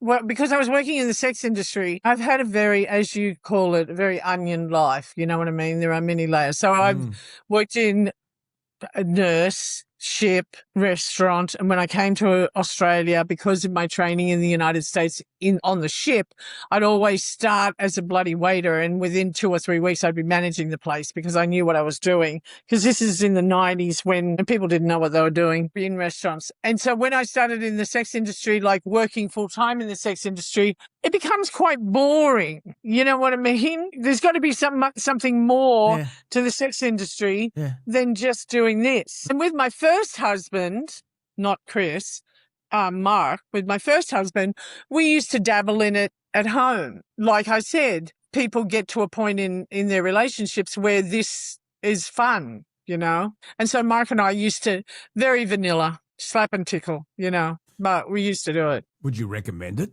to someone? I would highly recommend doing a bondage and discipline session, especially if you're a stressed out kind of person like myself, because that hour or that 2 hours or whatever, but it's usually when you first get into it, it's usually an hour session and you go in and you do a slap and tickle. To not think for that hour is an absolute relief. That's why I like doing submissive work, because I had masters who you just don't think. And it's just like, oh, thank God. I remember when my grandmother died, which was like the most horrendous thing that ever happened in my life, because my mother died very young. My father, I wasn't that close to in the end. You know what I mean? Like, yes, I was sad Dad died, but my grandmother was part of my life and stood with me through thick and thin. And when she died in 2005, she died in the April. And in the September, I rang Alan, that master that I was telling you about. Yeah. And I said, we're going to go to Annika's, who was a friend of mine, dungeon. And I said, and you're going to give me the heaviest session you've ever given me. And so that's what he did. And I said, and that's it now. Done. Because it was like a cathartic end to my grieving with my grandmother. It seems to me that the level of dedication that goes into it, and I guess there's a level of dedication in any successful career, and to be a run-of-the-mill sex worker, but to take it to this level of discipline, and I mean that word discipline. Yeah. It takes a lot of dedication. Is the money worth and it? Training. And training. You just mentioned the training. Is it good money? If you're to work in a really good brothel, I'm talking about full service workers now. If you're to work in a really good brothel, like, say, it's not really that many good ones around anymore, but say Stiletto, Tiffany's is off the planet now, or say a Touch More Class on the corner of Raleigh and Favreau, or if you're a really good private escort, which is what most workers do now because of the internet. They can put up their own profiles, etc. There's much more money in doing that than there is in bondage and discipline. So, for instance, if you're a private escort, you're charging between $1,000 and $1,500 an hour. If you work at Stiletto or a Touch More Class, you're probably making $1,000 to $2,000 a shift, which is an 8 to 10 hour shift. Yeah. If you're doing bondage and discipline, you might make, if you're really good at what you do, you might make $3,000 to $4,000 a week. So honestly, with a lot of them, of course it's about the money, because you've got to make a lot of money. You've got to make good money to be able to buy the outfits and the equipment that you need. Yeah. Because if you go private, you need a dungeon, a full dungeon setup. That's why girls always start in establishments, make their money, and then go private. There's a lot of private dominatrix. Yeah. And there used to be a really good bondage and discipline parlor on Cleveland Street called Salon Kitties. She was the best. That place was a double terrace house. It was absolutely amazing. And she ended up selling probably 10 years ago. So now in Sydney, there's only the Castle. There's no other working parlours. Because you just said something, and I was going to ask you this. I'll tell you a quick story. A few years ago when I was on radio, I had a guy ring me who used to manage a adult sex shop in the city. And a lot of everything shut down during COVID. But he said that the effect that the internet and online porn has had on his sales for videos, movies, magazines absolutely devastated it. And he said that mostly his customers were people, couples coming in to buy toys. Yeah. Which you can also buy online. But he said that the internet and online porn absolutely decimated the sex industry. Would you agree with that? Well, no, it just took it to, because we weren't allowed, in inverted commas, to see anybody else, we were in lockdown. So at the time, I was working out at a place called Secrets of Sydney, which is a massage parlour out in Tarrant Point, and we couldn't work. We were shut down, right? But like everywhere, not saying that Secrets had anything to do with it, but like everywhere, the girls had phone numbers because you're not supposed to have any phone numbers, but they had phone numbers of clients. So they'd ring up the client or the client would ring them and go, can you come over? Well, you're not supposed to be going out, but, have you had your injection? Have you had your vaccinations? If you haven't had your vaccinations, I'm not coming anywhere near you. Yeah. You know what I mean? You've got to wear a mask, and let's make it latex. You've got to, and the thing was, when we came out of lockdown, when we came out of the first lockdown, and I was back out at Secrets, we made a joke, like the rules you can imagine. The rules and regulations. We were one of the last businesses to be shut down, massage parlours, right? And when it came to the lockdowns, when we opened up, we used to make a joke, and a lot of girls did after the first lockdown, and we came out, would still wear masks while doing the job because it was only massage, right? And it was like, I'm still not real comfortable here. I need the money, but I'm not real comfortable. And they would wear masks, or they would get the client to wear a mask. I mean, it seriously was still in effect after the second lockdown, and after everybody, you could not work in the industry unless you had 3 injections, 3 vaccinations. Couldn't do it. So and you had to come in with your COVID, your QR thing that you got on your phone, or certificate. And then after the second lockdown, we got more comfortable. But after the first lockdown, no. Because at the first lockdown, I think we were only up to 1 vaccination, I think, by that time, or maybe 2, I'm not sure. But everybody was still very like, no, let's just stay away a little bit. But during the lockdowns, the girls that were needing money went to clients' places or had clients come over to them, Corinne, do you think, looking back now, that the services that you and your colleagues provided was kind of almost not just cathartic, but you were offering some form of mental health 100% treatment, and that you were doing them really a mental health favour? Yes, with bondage and discipline, that's the way I think, because, as I said, very high-powered, there are normal people, in inverted commas, normal people, but very high-powered jobs, they need a break. Their brain needs a break, right? And for some of them, fishing doesn't cut it. And that's exactly right. And having normal sex doesn't cut it, because you can go home and have that. You can't go home and have the stuff that we used to do, right? No. And so it's like I also say, people who put down the sex industry in general, whether it be bondage and discipline or full service, don't know what they're talking about, because if there was no sex industry, there'd be a hell of a lot more rapes, because men have no control when they have the urge. And that's just how it is. So you're providing society a service. Of course. Isn't this fascinating? It's another world to me. See, that's why Australia is like, especially New South Wales, not so much Victoria. Victoria make it very hard to open a brothel. There's more bondage and discipline down there. It costs like $50,000, to set up. Whereas here, I think it's $15,000. New South Wales is very legal in their attitude towards sex work. That's why so many sex workers work in New South Wales. I think there's like 10,000 sex workers work in New South Wales, bondage and discipline and full service. It's funny, you talk about the secret lives and society's judgment on people that they either relate to but just refuse to let people know that they relate to. I mean, you look at the hypocrisy in religion.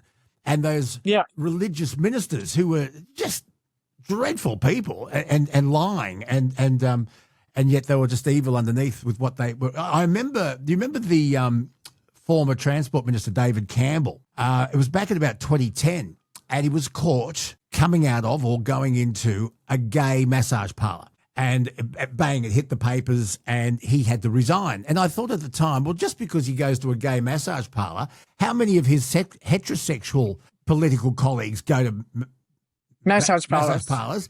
And there's nothing in it. And I remember that the argument was that he had to go because he was a minister for police. He was a former minister for transport. If he's frequenting brothels and sex clubs, he's mixing with possible criminals, and a minister shouldn't be doing that. And I remember thinking, what a load of bullshit. I felt very bad for it. Mind you, he was taking a ministerial car to drop him there and pick him up. Yeah, well, that's him being an idiot. But the thing is... But I'm just talking about society and how judgmental society can be. They're horrendous. They're horrendous, and yet their husbands are probably part of our clientele. You know what I mean? It's just ridiculous. But the thing is that because New South Wales is so open with the legality of sex work, it's so common. Like I don't hang around with anybody but sex workers. You know what I mean? I have TikTok influencer friends and I have sex worker friends. You know, it's just part and parcel of life. And there's many, many, many university students who are sex workers, either bondage and discipline or full service, who want to get out of university without a HECS debt. And so they work on the days that they're not going to school. How many of those I know is in the thousands. Wow. And they get out of university, no HECS debt, and go on with life. It's the industry, and I always say it to people, it's an industry that you can always come back to. I've had people come back 1 million times because they've got the mortgage payment that they didn't know, or, you know, the interest rates went up and they need more money. You know what I mean? There's always something. And if you're good at what you do, you can come back for years and years and years. It's another world, folks, isn't it? And it's just another layer under this incredible onion that we've discovered here, Kerrin Hofstrand. I don't know what we're going to talk about next time, but there'll be something. How are we going to top this next time? I don't know. You've got to think about it. I don't know. I will. It's been an absolute pleasure. Just move you out of the way so we can have a look at this painting behind you. Can you move your head to one side? Maybe get your computer. What am I doing? We want to look at this painting. Yeah. Can you see it? Yeah. So we weren't recording before when you were telling us about it. Now that we're recording, just explain the story behind this extraordinary painting. So this here, you can't see me. Oh, in the bottom right-hand corner, there's a black man. That's the knee that you see. There's a knee there. So that knee is this guy's hand. That's the guy's hand. This is my husband in female form, and this is a Honolulu homestead. Lawrence, the painter, this guy here, put Chris into a female form because Chris was a party animal, and he's trying to pull him back from going to the party at the homestead. And Chris is going, no, I've got to go. And so Lawrence painted this in 1988, and it was hung in the Honolulu Art Museum, but it was willed to Chris because Lawrence knew he had AIDS. And so when Lawrence died, I think in about 89, 90, Chris then was in Hawaii, and Chris, well, it was a 4-strand rattan when it was hanging, but we couldn't bring back the 4-strand rattan, so it's just now a pulled frame. And we took it, and that's how we got it here. And that's the story of the painting. As I said to you at the beginning, I think David Walsh, the owner of Mona, the Museum of Old and New Art in Hobart, he would love that. He would love that. You probably could loan it to him for a few months, and he would video your explanation and play that when. Yeah. I've got a quick joke for you. You ready? Yeah. What's the difference between a masochist and a sadist? No clue. What? A masochist says, whip me, beat me, whip me. And the sadist goes, no. Yeah, that's true. That's true. Yeah. Very good. Very good. You can use that. Corinne Hofstrand, always a pleasure. Always something new. and we'll unpeel another layer of this extraordinary onion next time we talk. I can't wait. But you and me make our place to be. You'll be a little late. I can't decide our fate. Not today, not tonight. We will keep it steady and straight. Watch my lane in the main. Time for another Truckee Tuesday as we get up into the cabin and we roar on down the highway in the Kenworth with Rocket Rod Hannafy. G'day, buddy. Good morning, mate. How are you? I'm very good. We've got the millennial online if she wants to jump in, but at the moment, it's early in the morning and she never puts herself on camera early in the morning. Never. Good morning. Good morning, Kels. Good morning, Roderick. There you go. Well done. I remembered. Good girl. Now, Kelsey, we've got a bit of news. Jonathan wrote his own Truckee song and sent it into us. Now, Kelsey, he sent us in his kind of version and he read us the lyrics and we thought... No, this is a different one. This is a different one. All right, hang on. All right, I'll start again. Kelsey, tell me about Jonathan and the song because I've got nothing. So we've sparked a bit of a Truckee song revolution, Roderick. We have we've had another Truckee send in a song, and this is one he's actually mixed up using his own AI software. Do you want to have a listen? Absolutely. Okay, now hang on. Before you start it, Kelsey, cue it up. What style is it? Is it rock? Is it blues? Is it country? What is it? I've got no idea. Haven't you heard it yet? I have, but I don't know what genre it falls into. I'll tell you. Me, Rod and I will tell you. All right. This is Jonathan, who's written his own Truckee song. And this is a worldwide preview, exclusive Truckee Tuesday on the Bonafide podcast. Here's Jonathan. Country rock.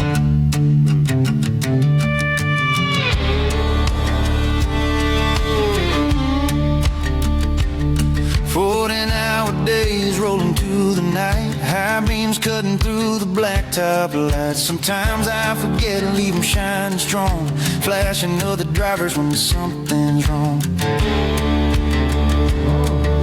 Rose on my shoulder, eyes in the dark. Every bend ahead leaves a little mark. White lines drifting, tires humming low. Got that diesel rhythm everywhere I go. Coffee's gone cold in the cup, I'm outside. Photo of the kids keep me steady on this ride. This road gets lonely, but I hold on tight. Just doing my job in the dead of night. High beams on, yeah, I'm rolling through. Half the world asleep, but I'm pushing through. Radio crackling, singing old songs, trying to feel like I still belong. Call back home just to hear their voice. Out here on the road ain't much of a choice. Working these miles, just doing my part, keeping this rig in a steady heart. Rocket Rod, I like it. Yes, this is a bloke by the name of Wally Ortez, and he's had a lot of trucking music from the States in a similar vein, actually. If I didn't know that Jonathan had set that one up, I'd say that it was like Wally. There's one or two others now big in the States that have gone that way, and outside of Travis, and we're waiting on Travis's one to come out soon. But there's not a lot out there. Back in the day, we spoke before of, Dave Dudley and Slim and even Lawsy and others used to do trucking albums. Nev Nichols, yes, used to do his own show for many, many years. There used to be a trucking show at Tamworth. Oh, we had it at Young. Tim at Shepparton, yeah. Yeah, we had the Nev Nichols Road Show Sunday nights before Back to the Bible. Yes. It's got some good stuff in it, mate. And look, he starts off there with flashing the lights. So we're going to come back to that. We're going to talk about high beam glare and stuff. All right. Flashing lights and high beam. Now, Kelsey, we got an email from Andrew. Yes, it says, is it time Australia went with farm/trucking diesel system where dedicated fuel pumps were for farmers and trucks only and that fuel was excise free? They do this overseas where the fuel is coloured, and if anyone was caught with it in the tank and not permitted, they are fined hugely. What do you guys think of that? I didn't know that, Rod. Were you aware that they did that in the States? I wasn't aware of that. One thing that we have had here, Luke, we've had sort of farm rego, and you used to be able to register as a primary producer, and it was meant to be only for farm freight. Look, in some ways, at times, I think it got abused here, and it was a bit like, even before that, we had IS plates, so we had interstate plates, and then if you were registered as an interstate truck, you couldn't cart locally. Now, that was ridiculous in a way, but you got a reduction. You didn't pay stamp duty because you bought an interstate registered truck, and you did, so you gained a benefit by having it on an IS plate, but then you weren't supposed to cart something within a state, because, of course, that's intrastate freight. But, look, every time you come up with something like that, and I don't know how well it's policed overseas and how effective it is, putting a colour in it, yep, you've still got to open the tank and check in the tank to find a colour and how many people are really going to do that. Yeah. And again, like, we don't want to restrict the use of diesel only to trucks because the mining industry uses it. There are plenty of cars that use it. There are plenty of four-wheel drives that use it. Yeah, well, a lot of people went to diesel cars, and, of course, unfortunately, they don't always look after them as well as they should because they think you don't have to service them. You still do. But a lot of people went to it when diesel was cheaper, and, of course, now it's turned around. We had a lot of small diesel cars there for a long time. Yes, they seem to have yeah. been just about replaced by the electric ones, don't they? Yeah, they do. Yeah, you're 100%. Same thing with LPG. Everyone had their cars converted because LPG was so cheap, and all the taxis did, didn't they? But, yeah, it depends on the price. Now, I just want to have a bit of a rant, and I want your opinion on this, Kelsey and Rod. I was having a think on my way back from Kangaroo Valley. There was lots of talk about the price gouging that goes on and the hue and cry from the public saying that the government needs to reduce the fuel excise like Morrison did during COVID. Now, that got me thinking, first of all, would it be impossible surely it's possible for the government and the ACCC set up some sort of a database whereby you know exactly how much a fuel station paid for its fuel and how much they're charging for it. Would that be impossible to do because of the price gouging that's going on? Hold that thought. Yep. But then I started thinking about fuel excise. Now, the fuel excise is currently at 52.6 cents a litre, and I just want that to sink in. That is per litre. It doesn't matter how expensive it becomes, the excise is at 52.6 cents a litre, and it's capped there every 6 months. It's capped per litre at that price, and it goes up with inflation, exactly the same way the tax on alcohol and cigarettes is. It's indexed, and it goes up every 6 months, no matter what. But there is something that does go up when the price goes up, and this is where the government's double dipping, the GST. Yes. The GST goes up on the price you pay for something, not how much of it you buy. And this is where the government, I think, is absolutely rorting us. Now, I noticed that the news out of Victoria today is that the government's announced free public transport for a month to try and ease the pain on drivers and encourage people to get out of their cars.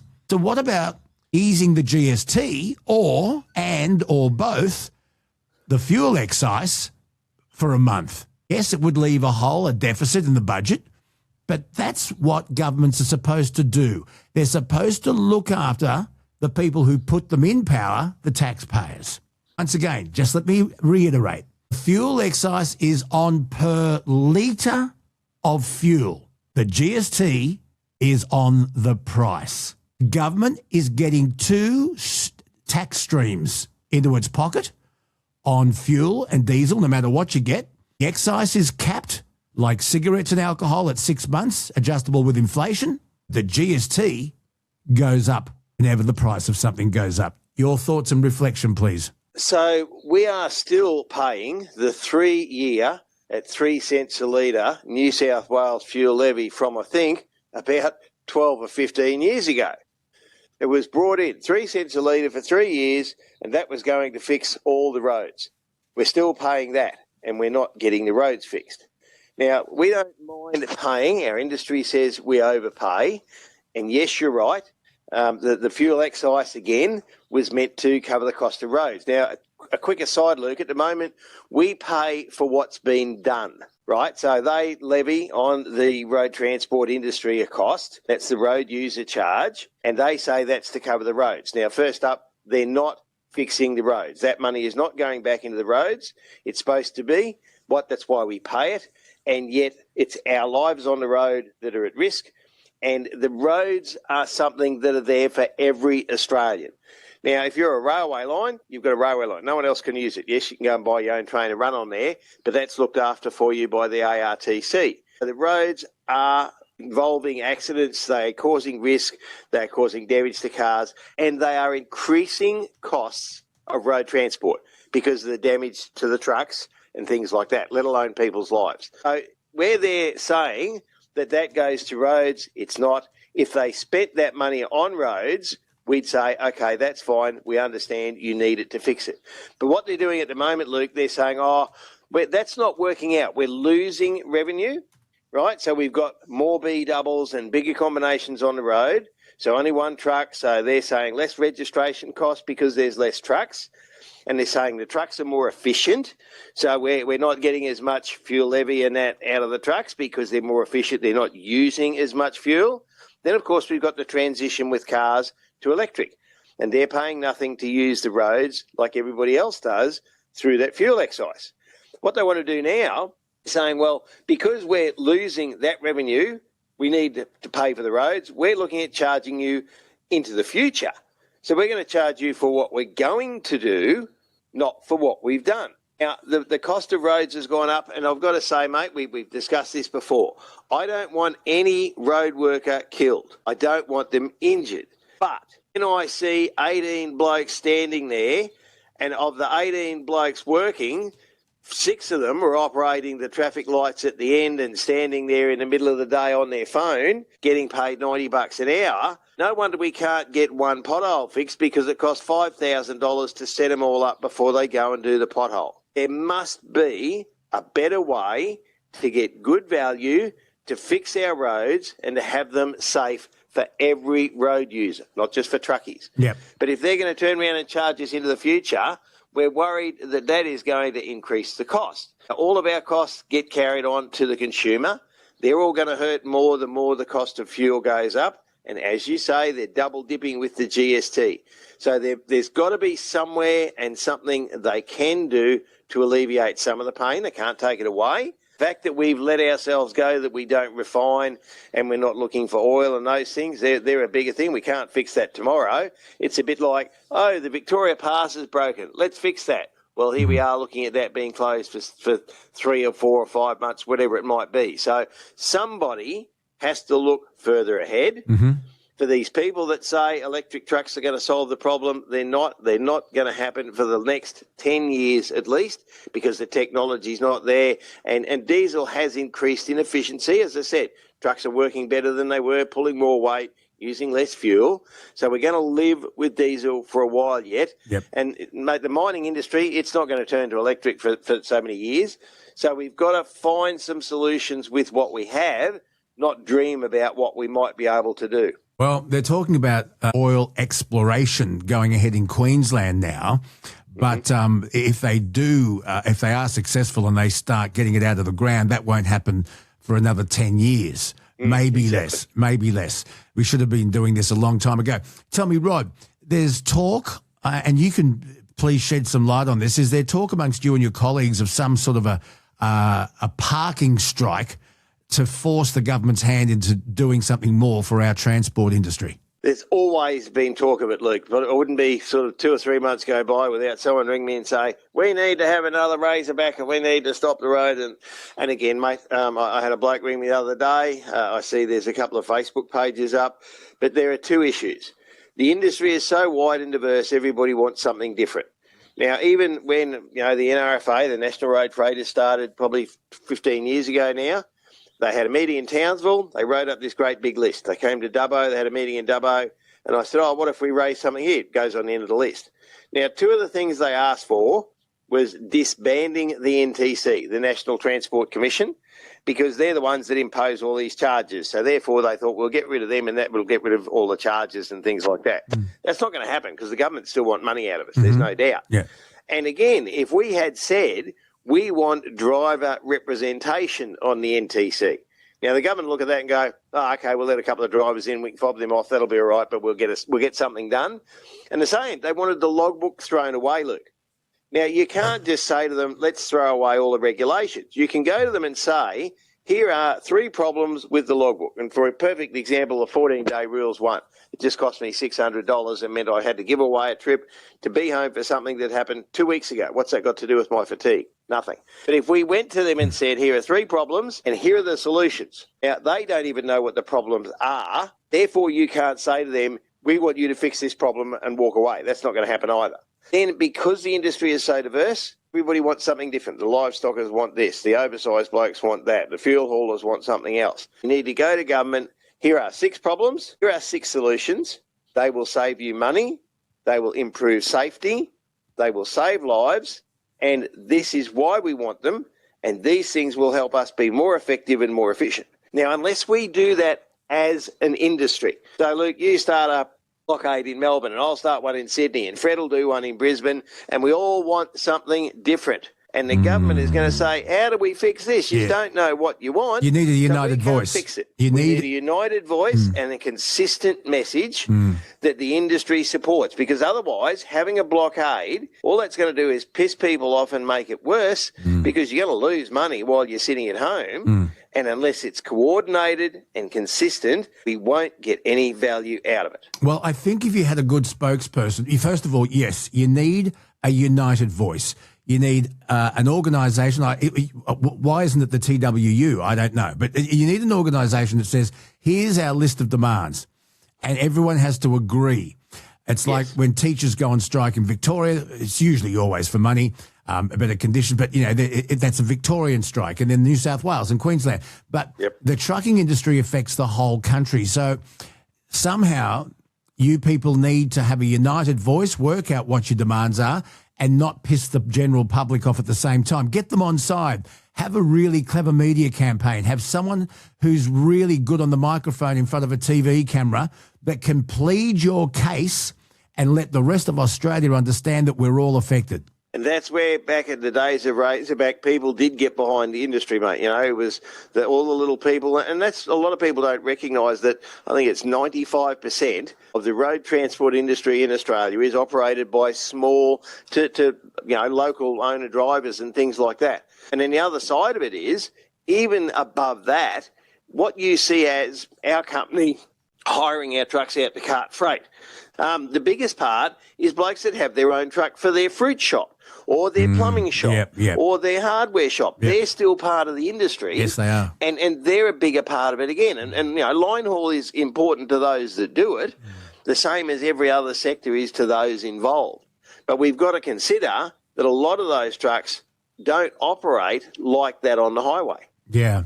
It's funny, when we went on our road trip to Kangaroo Valley, we couldn't get home going up to the Southern Highlands. There was a terrible accident. In fact, a helicopter was there to retrieve somebody. And we were coming down the hill, and Kelsey and Nathan had beaten us there. They rang to say we're on the Mount Scamsey Road and where do we go?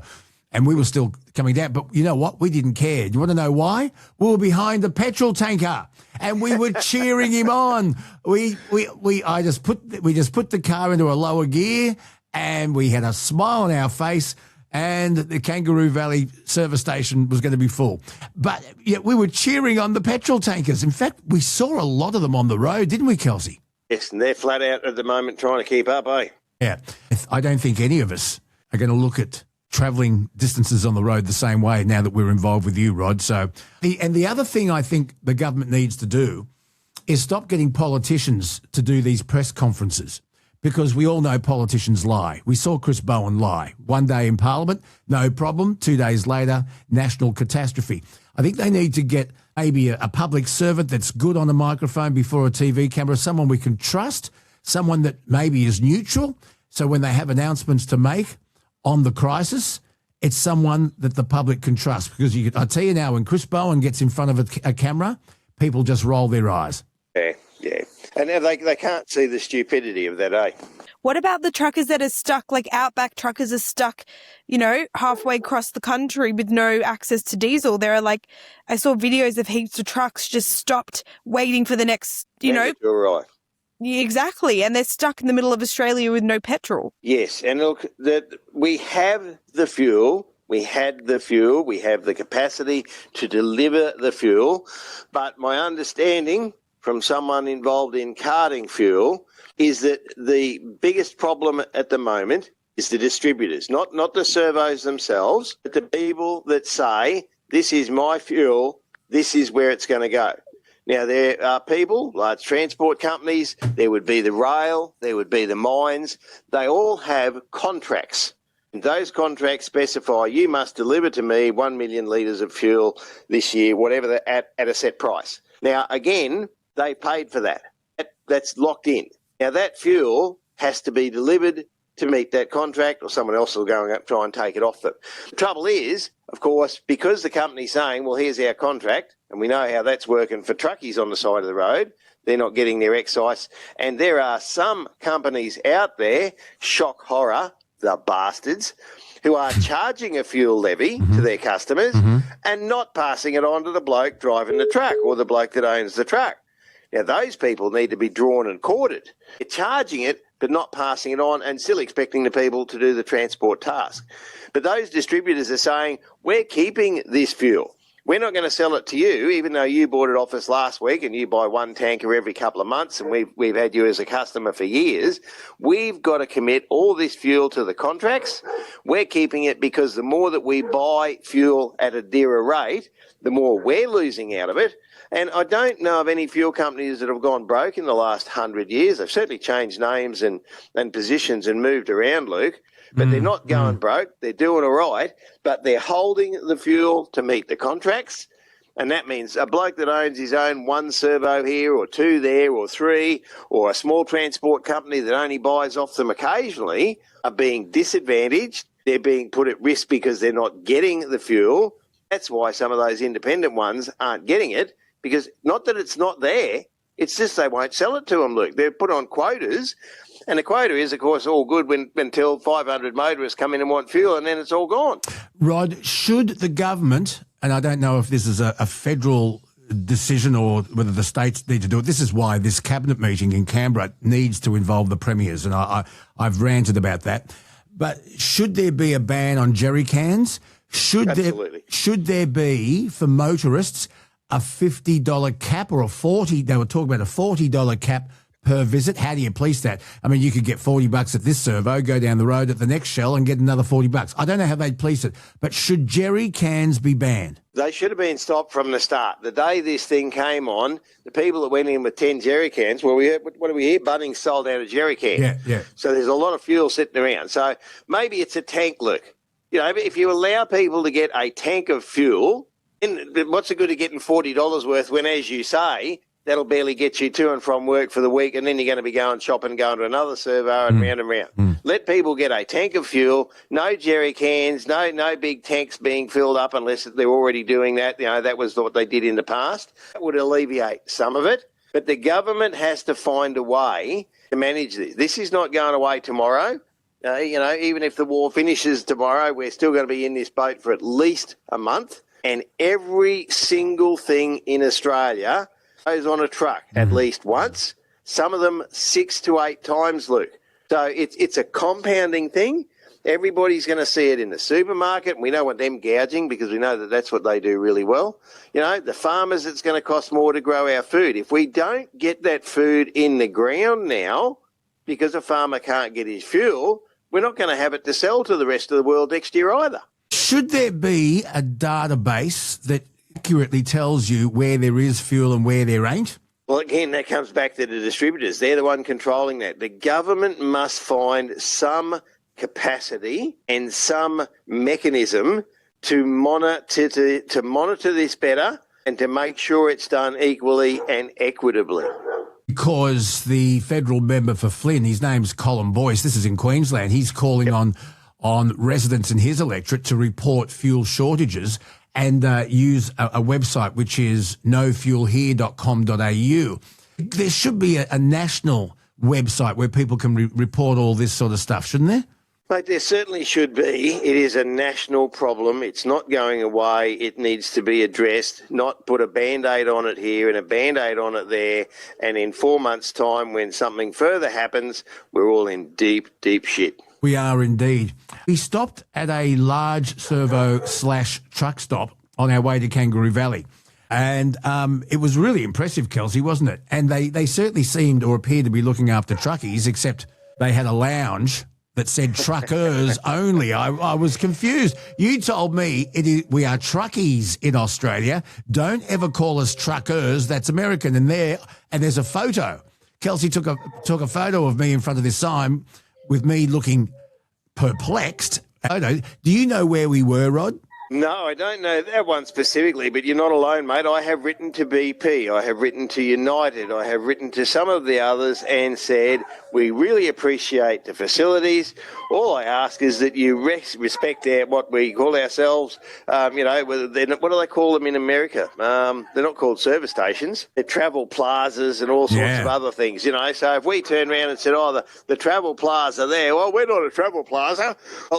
We appreciate the facilities, but just put the right name on it. I don't think it's too much to ask, Luke. Where was it, Kelsey? Because there was Pheasant's Nest. Pheasant's Nest. Yeah. I thought you'd know exactly. We were southbound. Is that on the Princess Highway?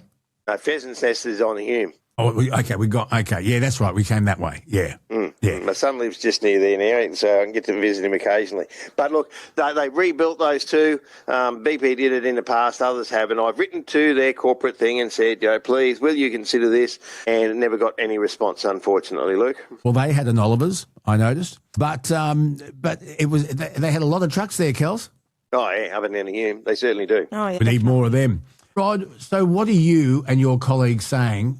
More help from the government? More help? Is it a federal issue or is it a state issue? It is a national problem. It's a national solution, and it's something that we do need to address because it's not going away in the foreseeable future, and it's going to affect every single Australian. So we need them to get their act together and come up with some sort of a solution.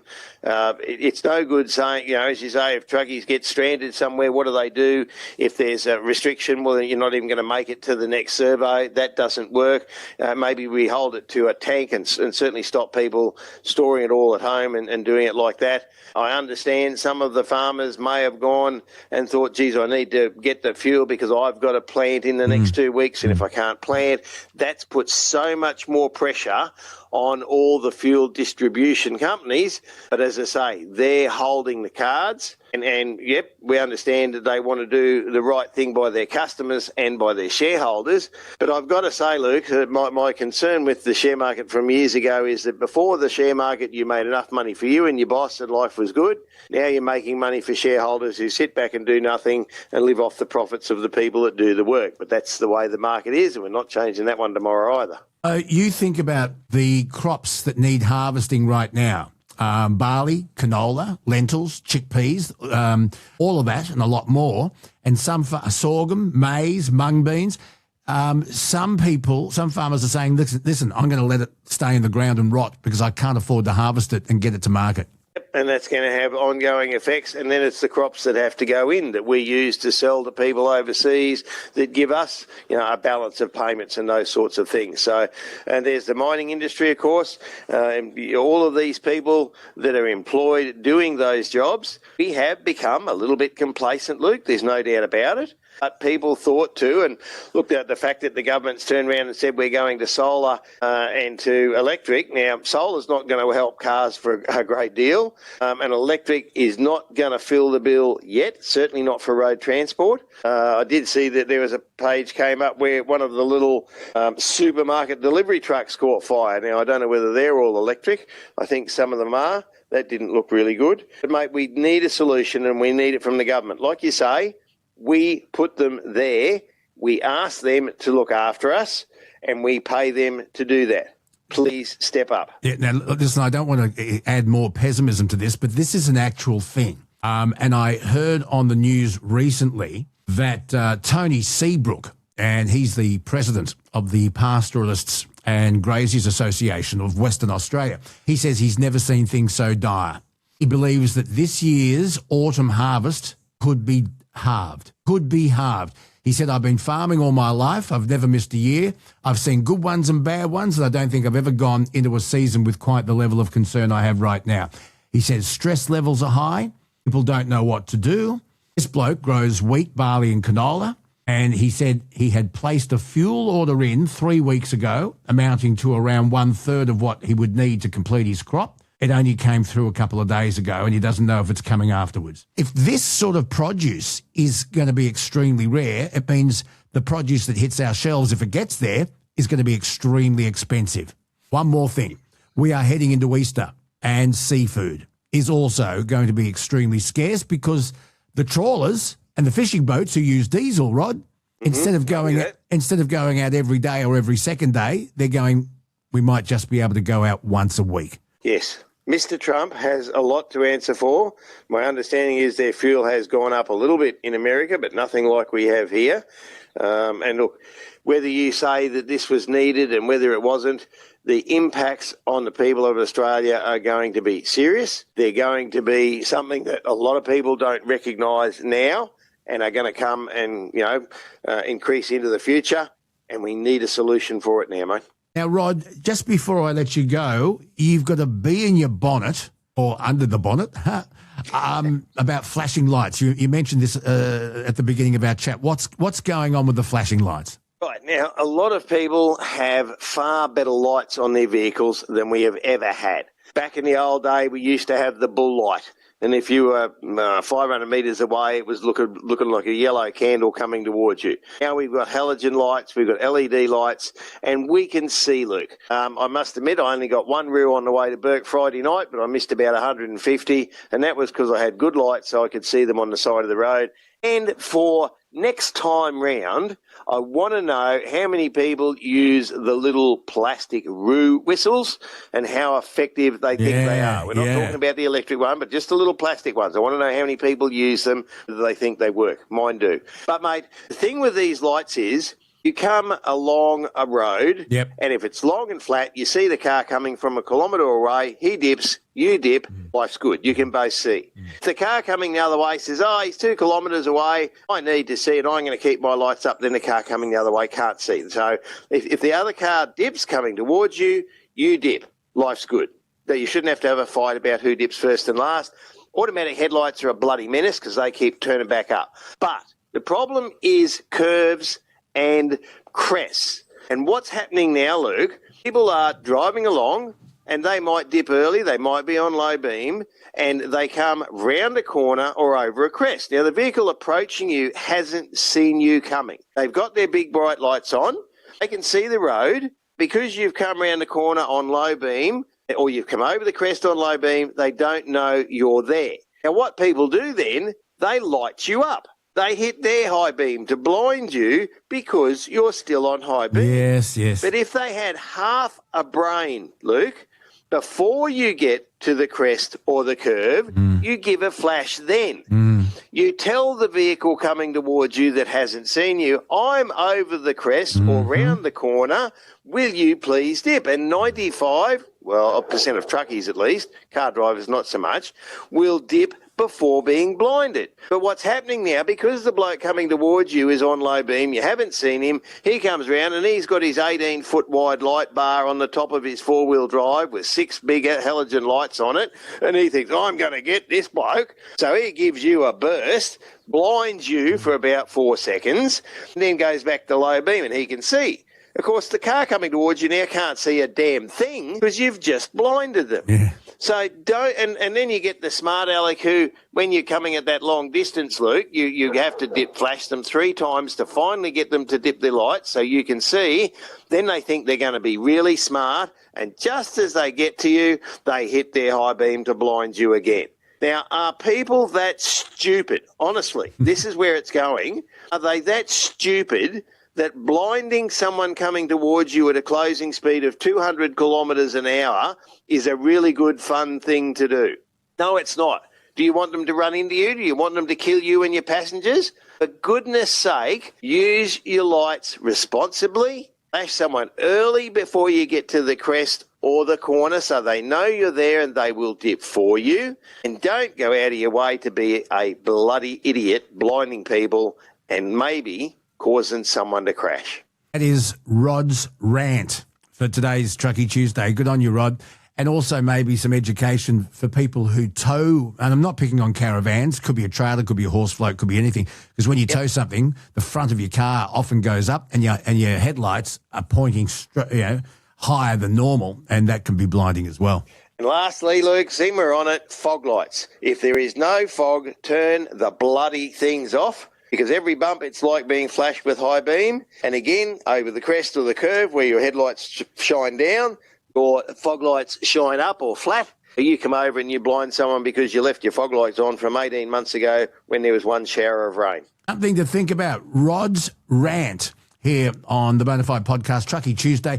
If you've got something to rant about, share it with us. Luke, what am I, Kelsey? Share it with us? Yeah. Luke Boner Radio Guy at Luke Boner Radio Guy at gmail.com. Leave us a voice message on 0291289311. Do you use a roo whistle? Does it help deter the kangaroos? And anything else that we've talked about today, please share it with us because it's your opinions that matter. Rod, where's your next trip? Mate, my next trip is to Melbourne. I've got a load tonight and go to Melbourne. There's a whole heap of us down there tomorrow, so I'm hoping that I won't get stuck there for too long. I'm going to go and use the last of my Swift Grow, Luke. You'll have to get onto him and get him on the show as a supporter. It was good stuff. So, yes, I will be off at 3 o'clock, load at 7 and be in Melbourne sometime tomorrow morning. And let us know how much that cost when you get back next time we talk, okay? Keep your receipts. I want to know how much from Dubbo to Melbourne and back. Will do, mate. And keep an eye on the service stations and the availability of diesel. And I'll look forward to hearing your next report. Good on you, Rod. You drive carefully. And safe travelling to all. So thank you so much for coming along for another ride on the Bonafide Podcast. All aboard. Tickets, please. No, it's free today. But like and subscribe and let us know, because without you letting us know that you listen, well, we're gone. It's just us talking. To each other. And we don't enjoy. Sad sight. It is very sad. We don't enjoy that one bit. Thank you so much. Thank you, Kels. Let's talk again soon. Do you have a thought of the day, Luke? No, I've just got something for you. Oh, yep. Kelsey, Yeah? I asked a German friend of mine if he knew the square root of 81. And you want to know what he said? Weindefeisen. He said no. So it turns out he did know. I don't get it. Have a think about it. Bye. No, tell me. What does it mean? I can't. Oh, I don't get it. No. Okay, I'll think. I asked a German friend of mine if he knew the square root of 81. He said no. So it turns out he did know it. No. What does no mean in German? 0. Folks, help her out. Bye. Auf Wiedersehen. Is that the answer? No. Okay, bye.